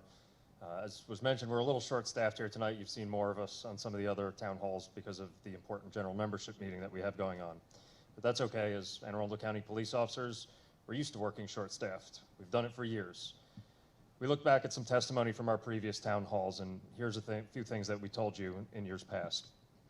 Because of the staffing hole we were put in by previous administrations who made staffing cuts, and our failure to fully climb out of that hole, we find ourselves in a precarious position. While crime increases around our borders at dramatic rates, our police officers have been working hard, indeed overworking, to hold back that tide. We're sorry that the prior administrations left you holding the bag on this, but we assure you that your police officers have been struggling for far longer. You cannot delay anymore. We are far behind the point where a 7-year-old staffing study, now 8 years old, told us we should be at. Since then, our taskings and workload have increased beyond what that study even predicted. We've increased our community engagement, improved professional accountability programs, and enhanced our training. But all of this comes at a cost. We're running a marathon at a sprinter's pace. It's not sustainable. If you don't want to cut police services, then we need officers now being a year ago. You have to make it worth it for people to do this job. You have to show our officers in our communities that you will support them. You have to commit to the pay, benefits, and leadership that will allow those that want to make police work a career to actually be able to achieve that goal. The executive director of the Police Executive Research Forum recently said, there has to be a commitment to want to fundamentally train and compensate police at a level that makes them professionals. Mr. Pittman, you have said that public safety is the most fundamental job in government. Please heed the word of the experts and stand up to your beliefs and commitments to the people of this county. Those were just some of last year's remarks. The urgency of the situation was clear then, and the situation is worse now. We appreciate your decisive and public recognition recently of the crisis we find ourselves in, and we look forward to continuing to work with you to solve this long-standing problem.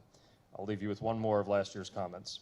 We should have increased our number of officers a long time ago, but today It is better late than never. The safety of your county depends on fulfilling your commitment to public safety. Thank you.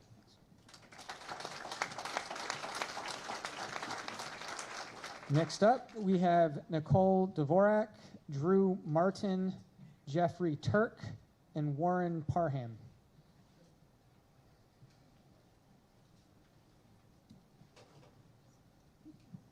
Hey, can you hear me? Yes. I'm Nicole. Nice to meet you. Good evening to County Executive Pittman and Council Member Hummer. Mr. Pittman, we've met before. Happy to see you again, and very nice to meet you, Council Member.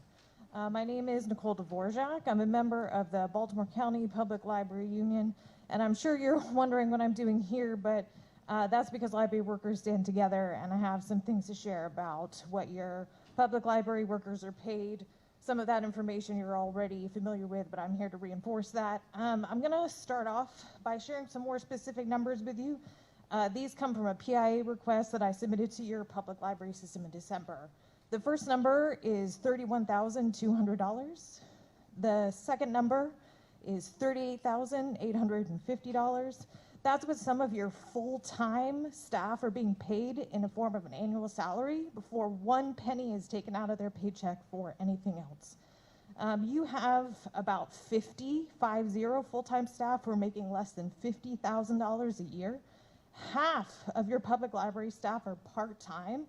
That means that over 200 members of your public library's workforce, they help hold up this community, and the library system would fall apart without them. The only reason why any employer has that significant percentage of their workforce as part-time is because they or the people who fund them don't want to pay them benefits. It's the same thing in the Baltimore County Public Library system. Half of our 500 library workers there are also part-time, and it's for the same reason. Some library administrators will tell you that, oh, people just want to work part-time, it works for their schedule, and some people do, right? But the financial reality is, for a lot of people, they financially cannot afford to only work part-time, and the majority of your library employees want that. I'll try and wrap up. There's a bill before the Maryland General Assembly this year that would give your library workers the right to unionize. Mr. Pittman, last year you were approached about publicly supporting that bill, and you declined. And shame on you. So this year I hope to see you in Annapolis on February 29th, where that bill will be heard in the Senate Finance Committee. I'll be there. I encourage everyone here to tell your elected officials at the state level that you support that bill. That's going to get these library employees better money and faster. That's not going to happen organically. There's a lot of people in the room, a lot of public employees that need more money. But your library employees need and deserve the right to unionize, and I hope that you will vocally support that bill this year. That's the very least you could do. Thank you.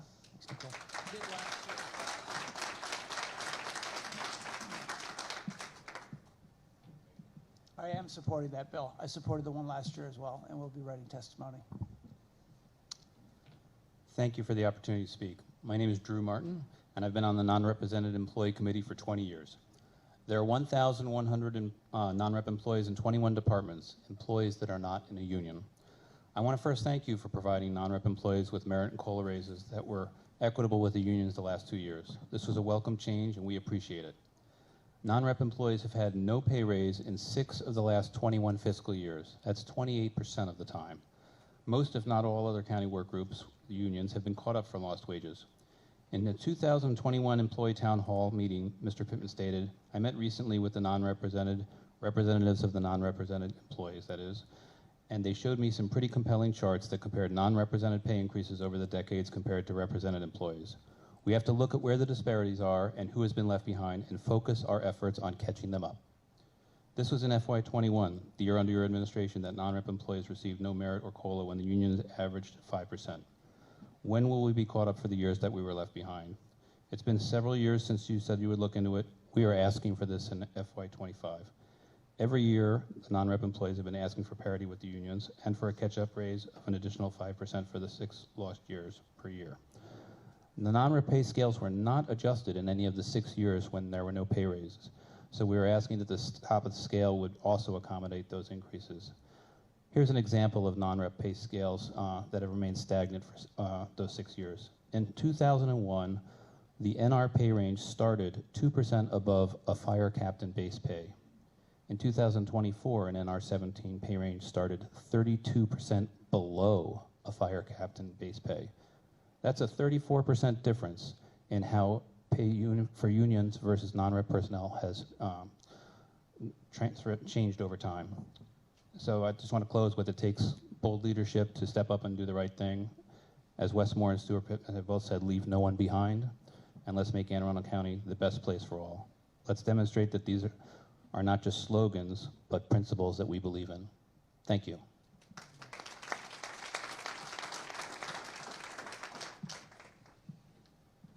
Good evening. My name is Jeff Turk. I'm a teacher here at Arundel High School, and I live in Crofton. County Executive Pittman, Council Member Hummer, thank you for being here tonight and listening to the community concerns about the 2025 budget. I would like to share my perspective as an educator. I've been a teacher here at Arundel High School for 18 years and an educator for 25 years overall.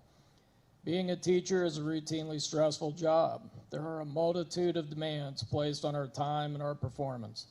After 25 years, the job is not getting any easier. I do appreciate the efforts made by AACPS and the County Council and County Executive to remedy some of the pay disparities of years past. Many teachers are making more appropriate salaries now than they were a few years ago, but there is another part of this equation that does not add up. COLAs are the #1 thing that helps all teachers across all parts of the pay scale.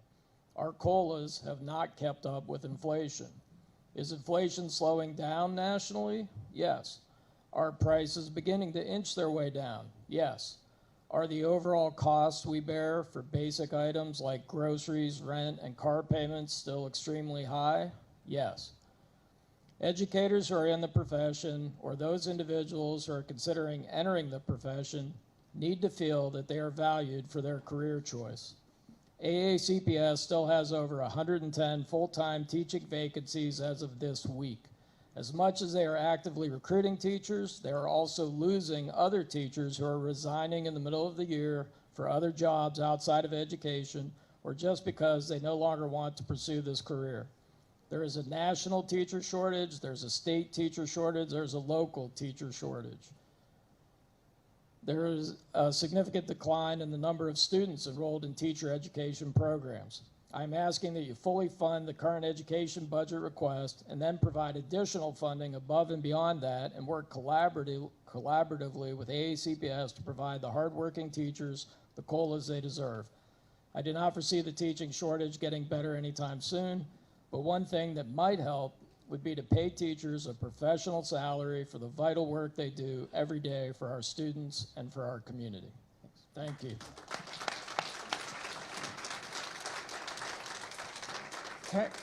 Can I ask the folks that have been meeting in the back, can you all keep it down, because everybody else has been listening, and if you don't need to hear, there's space elsewhere you can meet. Thanks.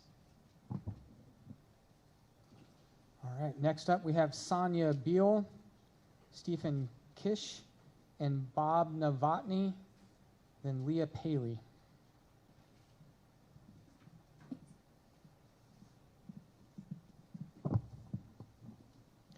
Good evening, Mr. Pittman and Councilwoman Hummer. My name is Sonia Bell, and I have been a volunteer at Anne Arundel County Animal Care and Control for almost a year and a half. I am also a kindergarten teacher. Many people have asked me, how can you do it? Don't you want to bring all the animals home? Why would you want to volunteer there? Well, Mr. Pittman and Councilwoman Hummer, that last question was a question on the volunteer application.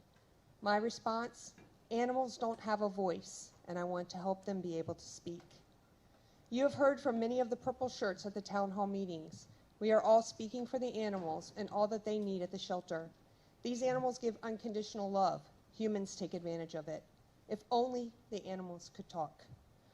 Our curriculum has a unit that I teach about violence prevention. It teaches the children how to use their big voice when they are in an uncomfortable situation or someone is doing something they do not like. The children learn these 4 steps to take. Say stop, go, tell, and keep telling until someone listens to them and helps them. These animals do not have that ability. They are at the shelter through no fault of their own, some needing immediate care from severe neglect and/or injury. If only they could tell us their story, if only they had a voice. That's what we, the purple shirts, are here to be for them.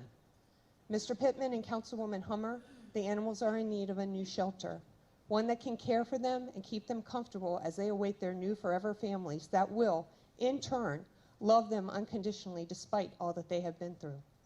The animals also need increased staffing so that all of their needs are met and that any one shelter staff member is not doing multiple jobs and receiving pay for only one. I ask you, Mr. Pittman and Councilwoman Hummer, to hear the voice of the animals through our voices and consider their requests. Thank you for your time and consideration. Have a great evening.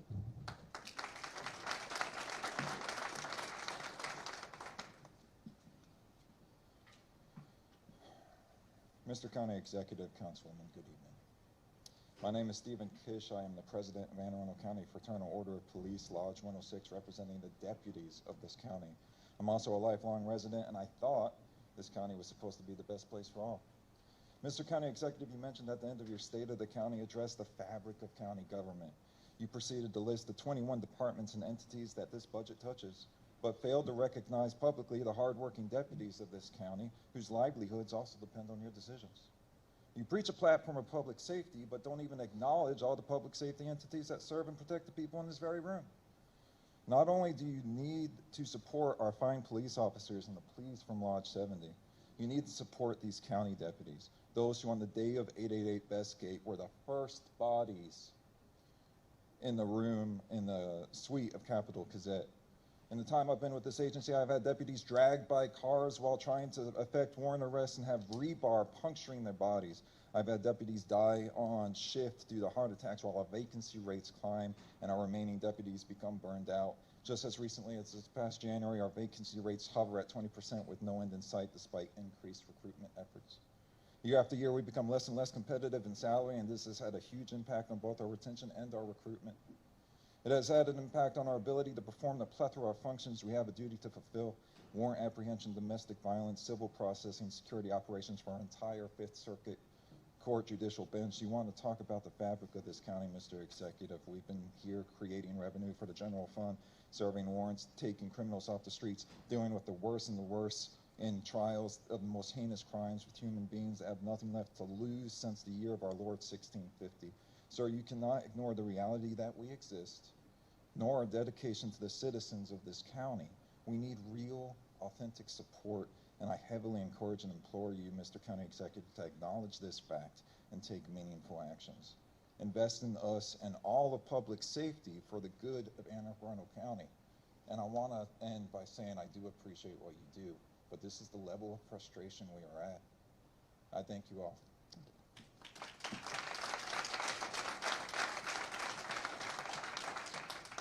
My name is Bob Novotny. I'm a county resident, and I'm also a sergeant with the Sheriff's Office.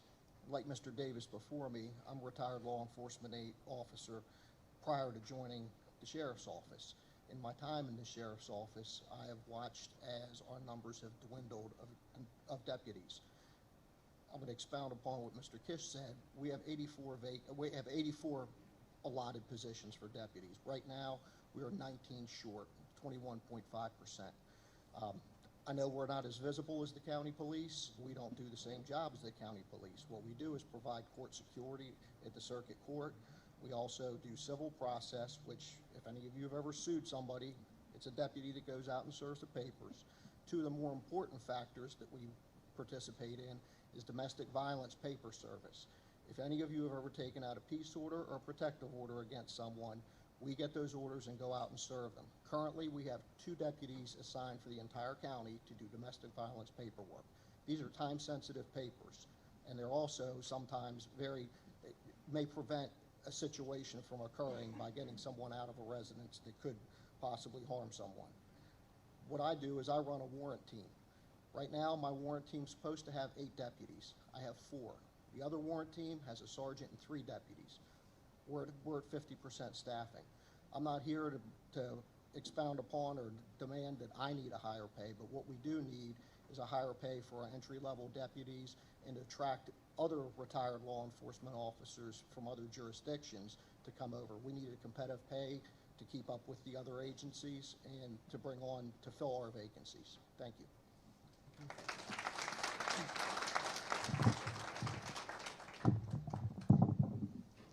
Got it, perfect. You Good. can hear me.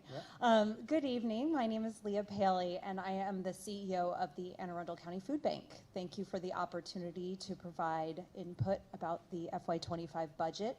I'm here tonight to strongly urge the county to include $1.5 million in the FY25 budget to support the work of the food bank. And you two have, along with the entire council, have been staunch supporters of the food bank, and we are very grateful for your support, especially the $5.46 million in ARPA funding over the last 4 years, which has helped us to fill the immense need that our neighbors have experienced, especially during the pandemic. What I wanted to talk about tonight was nutrition. Because our neighbors are experiencing food insecurity, they're less likely to have access to healthy food, and they must consume what is available in their communities and what's most affordable. And oftentimes what's most affordable isn't always the healthiest. It's typically processed, packaged, with little to no fresh options. And with the link between poor diet and adverse health outcomes being well documented, our organization has prioritized purchasing fresh produce and lean proteins, and that's exactly what the funding from the county has enabled us to do. Just last year, over 1 million pounds of produce and lean proteins distributed. And right here in District 4, last year, 20,000 instances of service of food assistance to our neighbors across 15 pantries. None of that would have been possible without the support of the county and the dollars that we've received. We're not only filling people's stomachs, but actively working to eliminate negative health outcomes typically associated with food options available in under-resourced neighborhoods. I strongly urge you to include money in the budget, $1.5 million, to enable us to continue to make these healthy purchases and feed our neighbors across the county. Thank you very much. Thank you. Next up, we have Warren Parham, Brian Holtzlander, Jamie McIntosh, and Barbara McSherry.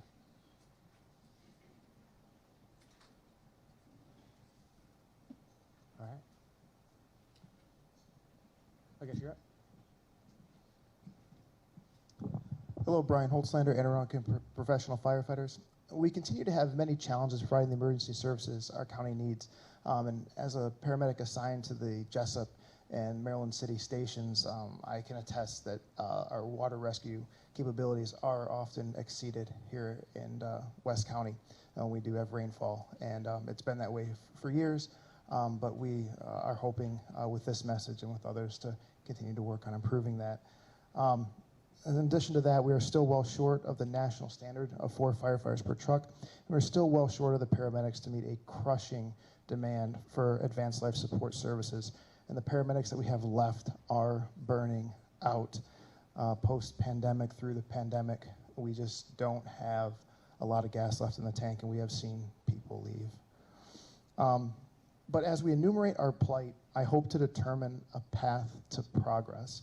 When I began in the Anne Arundel County Fire Department almost 20 years ago, there was no advanced life support ambulance in Odenton and just one around-the-clock firefighter. Now, it took years and a lot of tough decisions in the budget and in the boardroom, but we are poised to deliver 3 around-the-clock firefighters and a paramedic ambulance to Odenton in the coming months. And so I tell you this story to demonstrate that progress is possible and that we can do great things if we work together. I hope that you will do the right things today.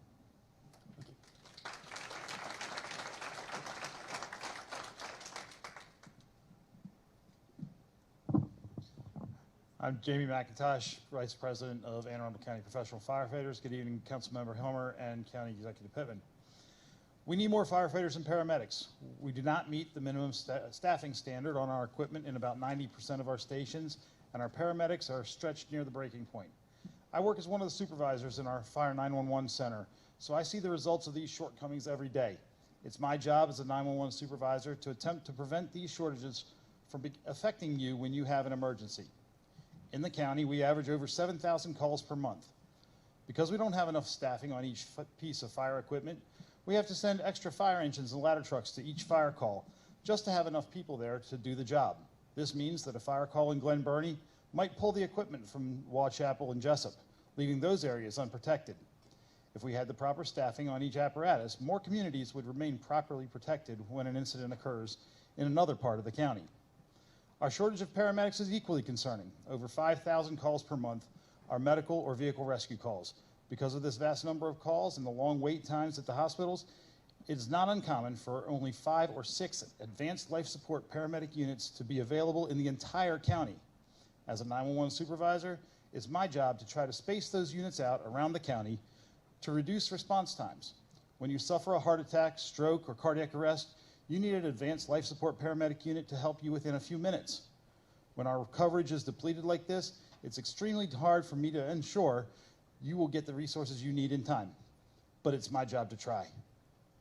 West County, District 4, is typically one of the first areas to lose medic coverage because the fire department resources have not kept up with the population explosion that has happened over the last several years.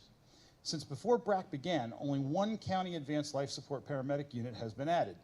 However, that just replaced the Fort Meade paramedic unit that used to respond into the county.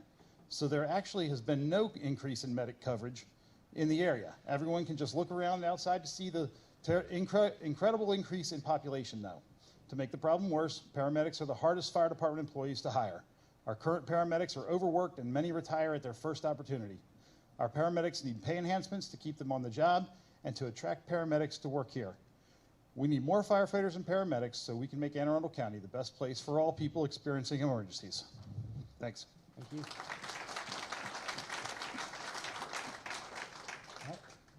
And then we'll call up Chip Walsh and Chris Salmi. Hi, my name is Barbara McSherry, and I'm here to talk for school health services. That's our health rooms, the people in our health rooms in our schools. So our schools have either a nurse, a health assistant, or both in their schools. And I like to call them the first responders for the entire school campus, because they respond to, first, things such as, and these are actual things that they had to respond to, student unconscious, teacher unconscious, a teacher who fell and couldn't get up, a teacher who had chest pain, a student who had chest pain, teacher short of breath, student short of breath, teacher who slipped in the back parking lot, an office worker who had dangerously low blood sugar, a student who had dangerously low blood sugar, teacher not able to talk clearly, perhaps a stroke, Board of Ed person who came for a meeting who slipped and fell, had a laceration to the head, a grandmother who's unconscious in front of the school, a grandfather who came to see a grandchild and fell in the school, an HVAC worker who was on the roof and was lightheaded and dizzy, a custodian who put a tool through his head, a student who put another tool somehow to cut his head. All of these, some of these were 911, but all of these were helped by our school health staff.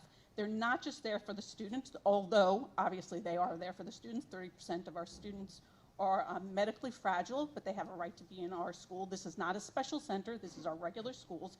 School health services are dramatically underfunded and dramatically understaffed. 60% turnover in this staff.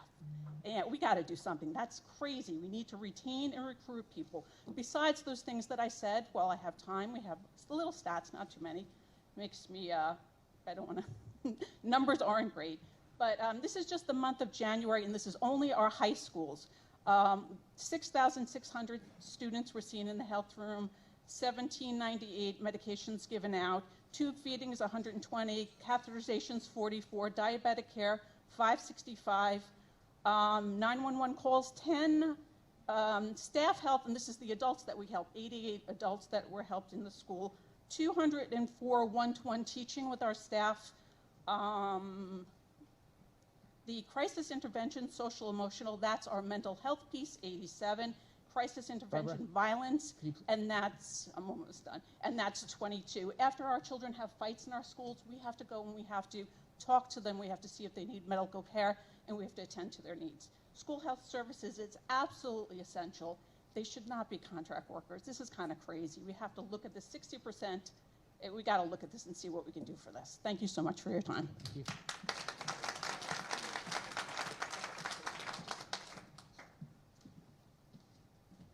Hi, I'm Chip Walsh from Gambrels. And hello, District 4.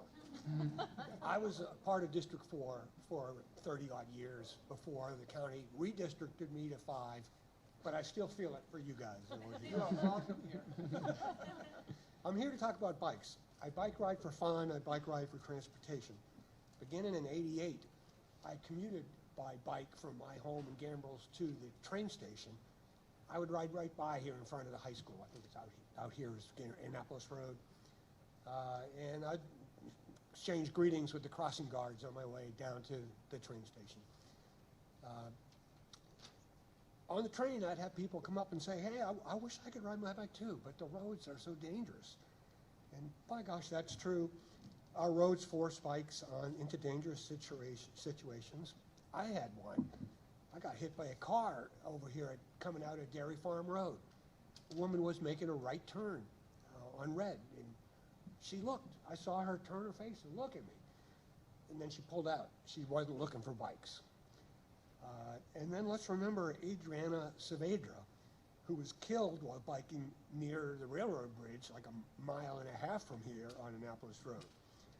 I know it's a state road, and I'm not sure the county could fix it if it wanted to, but we can do things to make it safer. I'm impressed by everything the county has done to improve bicycling. We've come a long way, but we need to keep going. I wouldn't have been struck by a car on Dairy Farm Road if the South Shore Trail existed. Please fund that. Adriana wouldn't have been killed if she used a safer alternate route, such as the Blue Water Boulevard Bikeway will provide. Please fund it. More should be done. It should be automatic that every highway improvement considers cycling accessibility. And please beware of sidewalk projects masquerading as bike safety improvements. They're really just a payback for the homeowners. Thank you, and good night. Thank you, sir.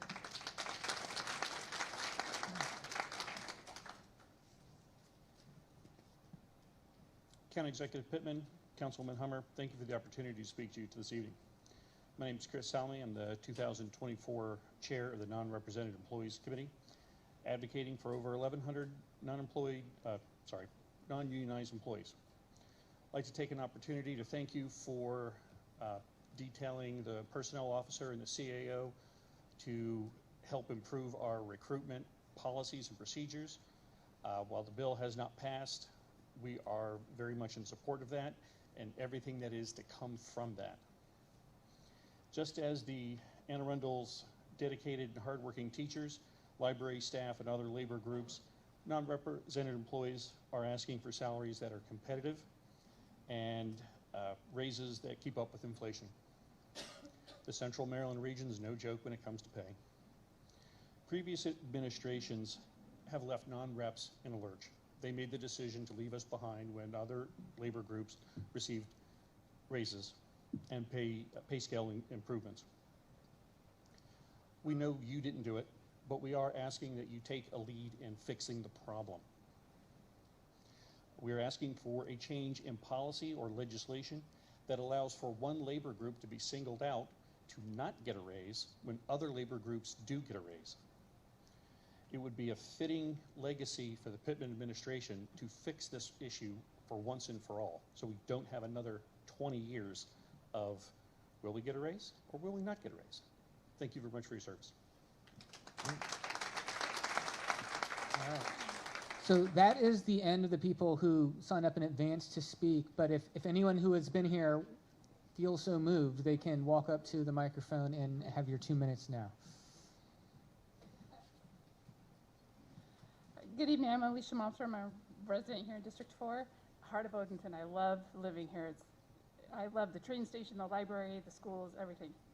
I wasn't going to speak, but I wanted to just commend and agree with most everything here said to support, fully supporting the service providers in our community, the teachers and the paramedics and the police officers. But I want to say thank you to the Parks and Rec Department and the administration for the capital improvement projects that are going on for our trails.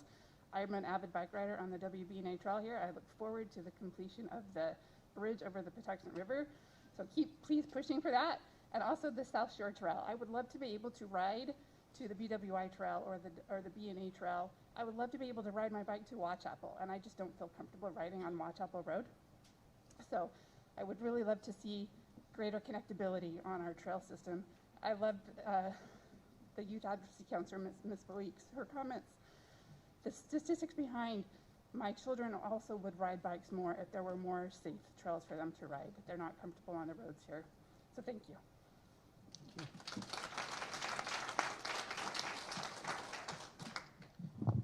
Good evening, Councilwoman Hummer, County Exec Pittman, Joe Divinola, President, Anne Arundel County Professional Firefighters.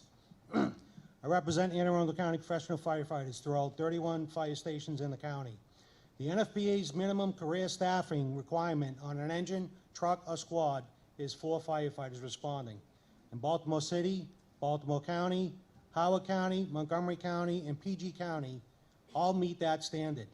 Here in Anne Arundel County, we meet that standard in 5 fire stations out of 31. You see, we operate in an environment that is dangerous every minute. Firefighters rely on their brothers and sisters in these dangerous situations. When we step off a rig by ourselves or with one other firefighter, the risk of injury or death is greater because the number of firefighters that get off that same engine isn't staffed properly. The numbers don't lie. Right now, we have over 50 firefighters out on injury. What that means is our firefighters are being asked to work their regular shift of 24 hours straight, along with another 24-hour shift. If the injuries we sustain on the job don't retire us, cancer will. The carcinogens we encounter on the job are causing cancer at a large rate. The fire department has shot close to 500 firefighters now to meet that minimum standard of 4 firefighters on an apparatus. We cannot sustain the protection of our residents with this type of workload. The recruit class that just started this month only has 63 recruits, and those are backfilling vacancies. By the time they get out on their own, we will have to backfill other vacancies and retirements. We are not seeing firefighters work in 30 years anymore because of call volume and being understaffed. They are tired, hurt, and angry with the administration for our staffing needs falling on empty ears. We have had too many close calls, almost losing one of our own.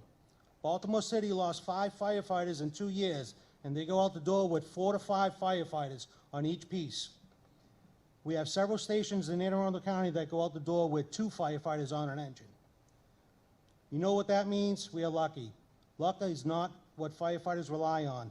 We rely on our trained brothers and sisters on the seat of that engine next to us. And right now, those seats are empty. Now is not the time to be frugal with public safety. Now is the time to keep our residents safe and correct the staffing problem before it's too late. Thank you.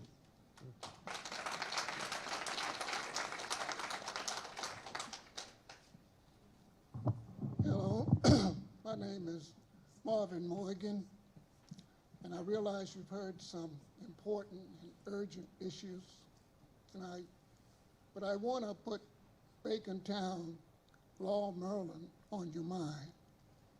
I've lived there all my life. I've lived in Bacon Town before they paved the roads, when they had dirt roads. And I've seen a lot of changes.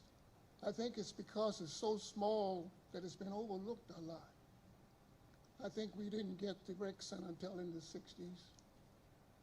And I think it's a historically important place.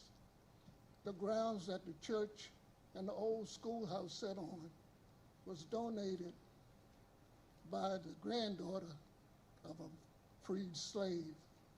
So I just want you to remember this little place because I think it's been overlooked. And I thank you for your time.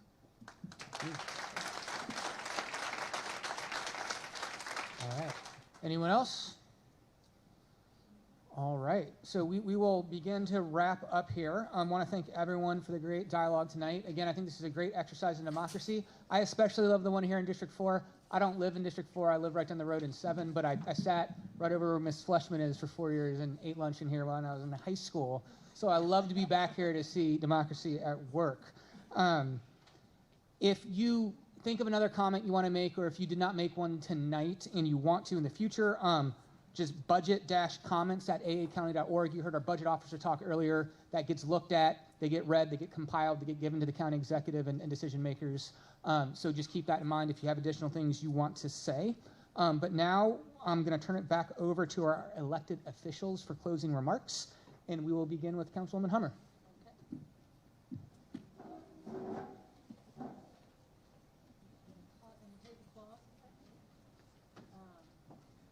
Thank you to everyone who spoke. I loved seeing everybody.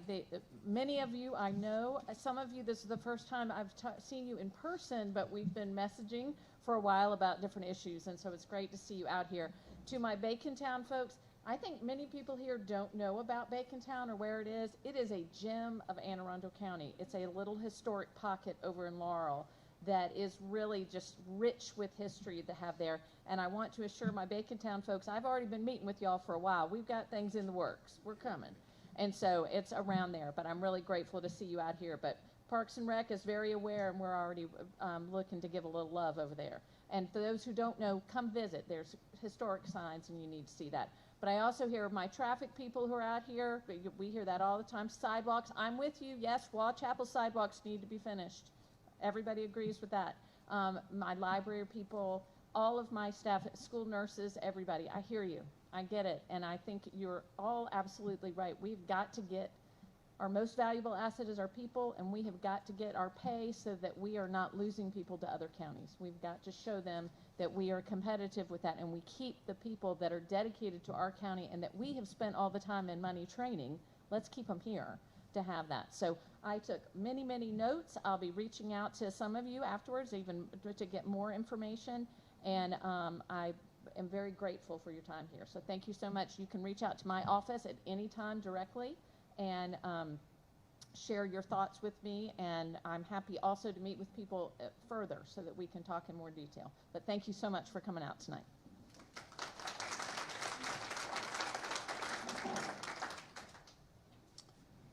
So the last few budget town halls, I have gone through all of my notes and addressed every issue that has been raised.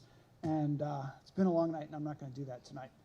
You can look at some of the videos of the past ones, and don't need to say the same things over again. I will say that I don't think that there is nothing that has been proposed in this room tonight that I don't want to support in the budget. Jenny and Tiana over there are taking really good notes, and the detailed notes, better than my notes, and we're going to be going through all of these things. But I want to say something about why we do this. I think I've been asked recently, why do you put yourself up there and make yourself the target of all of these, sometimes attacks, sometimes complaints, sometimes pleadings, whatever they are. You don't have to do this. It didn't used to happen before. And I have thought about that, and maybe it would be easier to not go around and do 8 budget town halls every year. But one of the things that I said when I came into the office was that if I could do anything, accomplish anything, it would change the public attitude about local government. It would make people realize that when they pay their taxes, when they vote, when they are part of the community, that particularly taxes, that they are supporting the police officers, the firefighters, the school health staff, the teachers, the folks who work in the libraries, the people who work throughout, these institutions. And the more they see that, and the more they hear about why it's important, and the more they hear about how badly those departments need staff and support, the more likely they are to, I hope, go work for local government, make a career. We're hiring, by the way. We are hiring everywhere, just about. And to accept paying taxes, and sometimes even increases in their taxes. So the first year I was in office, I talked to a lot of former county executives, and Democrats and Republicans said, this county has this tax cap. It has this cap on what we can get in property tax revenue, and it's terrible. In fact, one Republican county executive didn't even run for re-election. He was so upset when they passed the tax cap because he didn't think he could actually run government with that. But none of them would say that publicly because it was a very popular tax cap. And So my first year when I came in, and the budget officer at the time, or the former budget officer who was leaving, I guess he was still sort of there, told us that, you know, the state legislature did pass this bill. It was sort of a loophole. It said that if you're funding education, you don't comply with any local tax cap. You can go through it and you can raise the property tax rate, and we did. We also raised the income tax rate. And we also got reelected after doing that. Some people said that wasn't possible. The council, majority of the county council, supported that increase. And that's why we were able to do the things that I showed you on the chart, where we've had some significant increases. We could not have done those things had we not had that revenue. I came into this year thinking that I don't think we're going to have to do any increase in revenue. And I don't know whether we are or not. But I can tell you that the message I've been hearing in these budget town halls is making me feel like we at least have to consider it. We at least have to crunch the numbers on the things that you have proposed and see what they cost and see what we can afford. And if we can't afford it and it's absolutely essential, then we have to consider that question of how can we afford it. So really tough conversations that have to happen. We are fortunately lower in both the property tax and income tax than all of our neighbors, and that most of the state, in fact, even some of the rural counties. But I don't want to raise taxes either. But, you know, I did not run on a promise to never do that. I did not run on a promise to lower them every year, as a lot of the former county executives did, because that's good politics, and you can win an election that way. So you came out, you heard the stories, and I'm glad that you did, because it means that you recognize and you understand how important it is to fund our local departments of government. So let's get to it.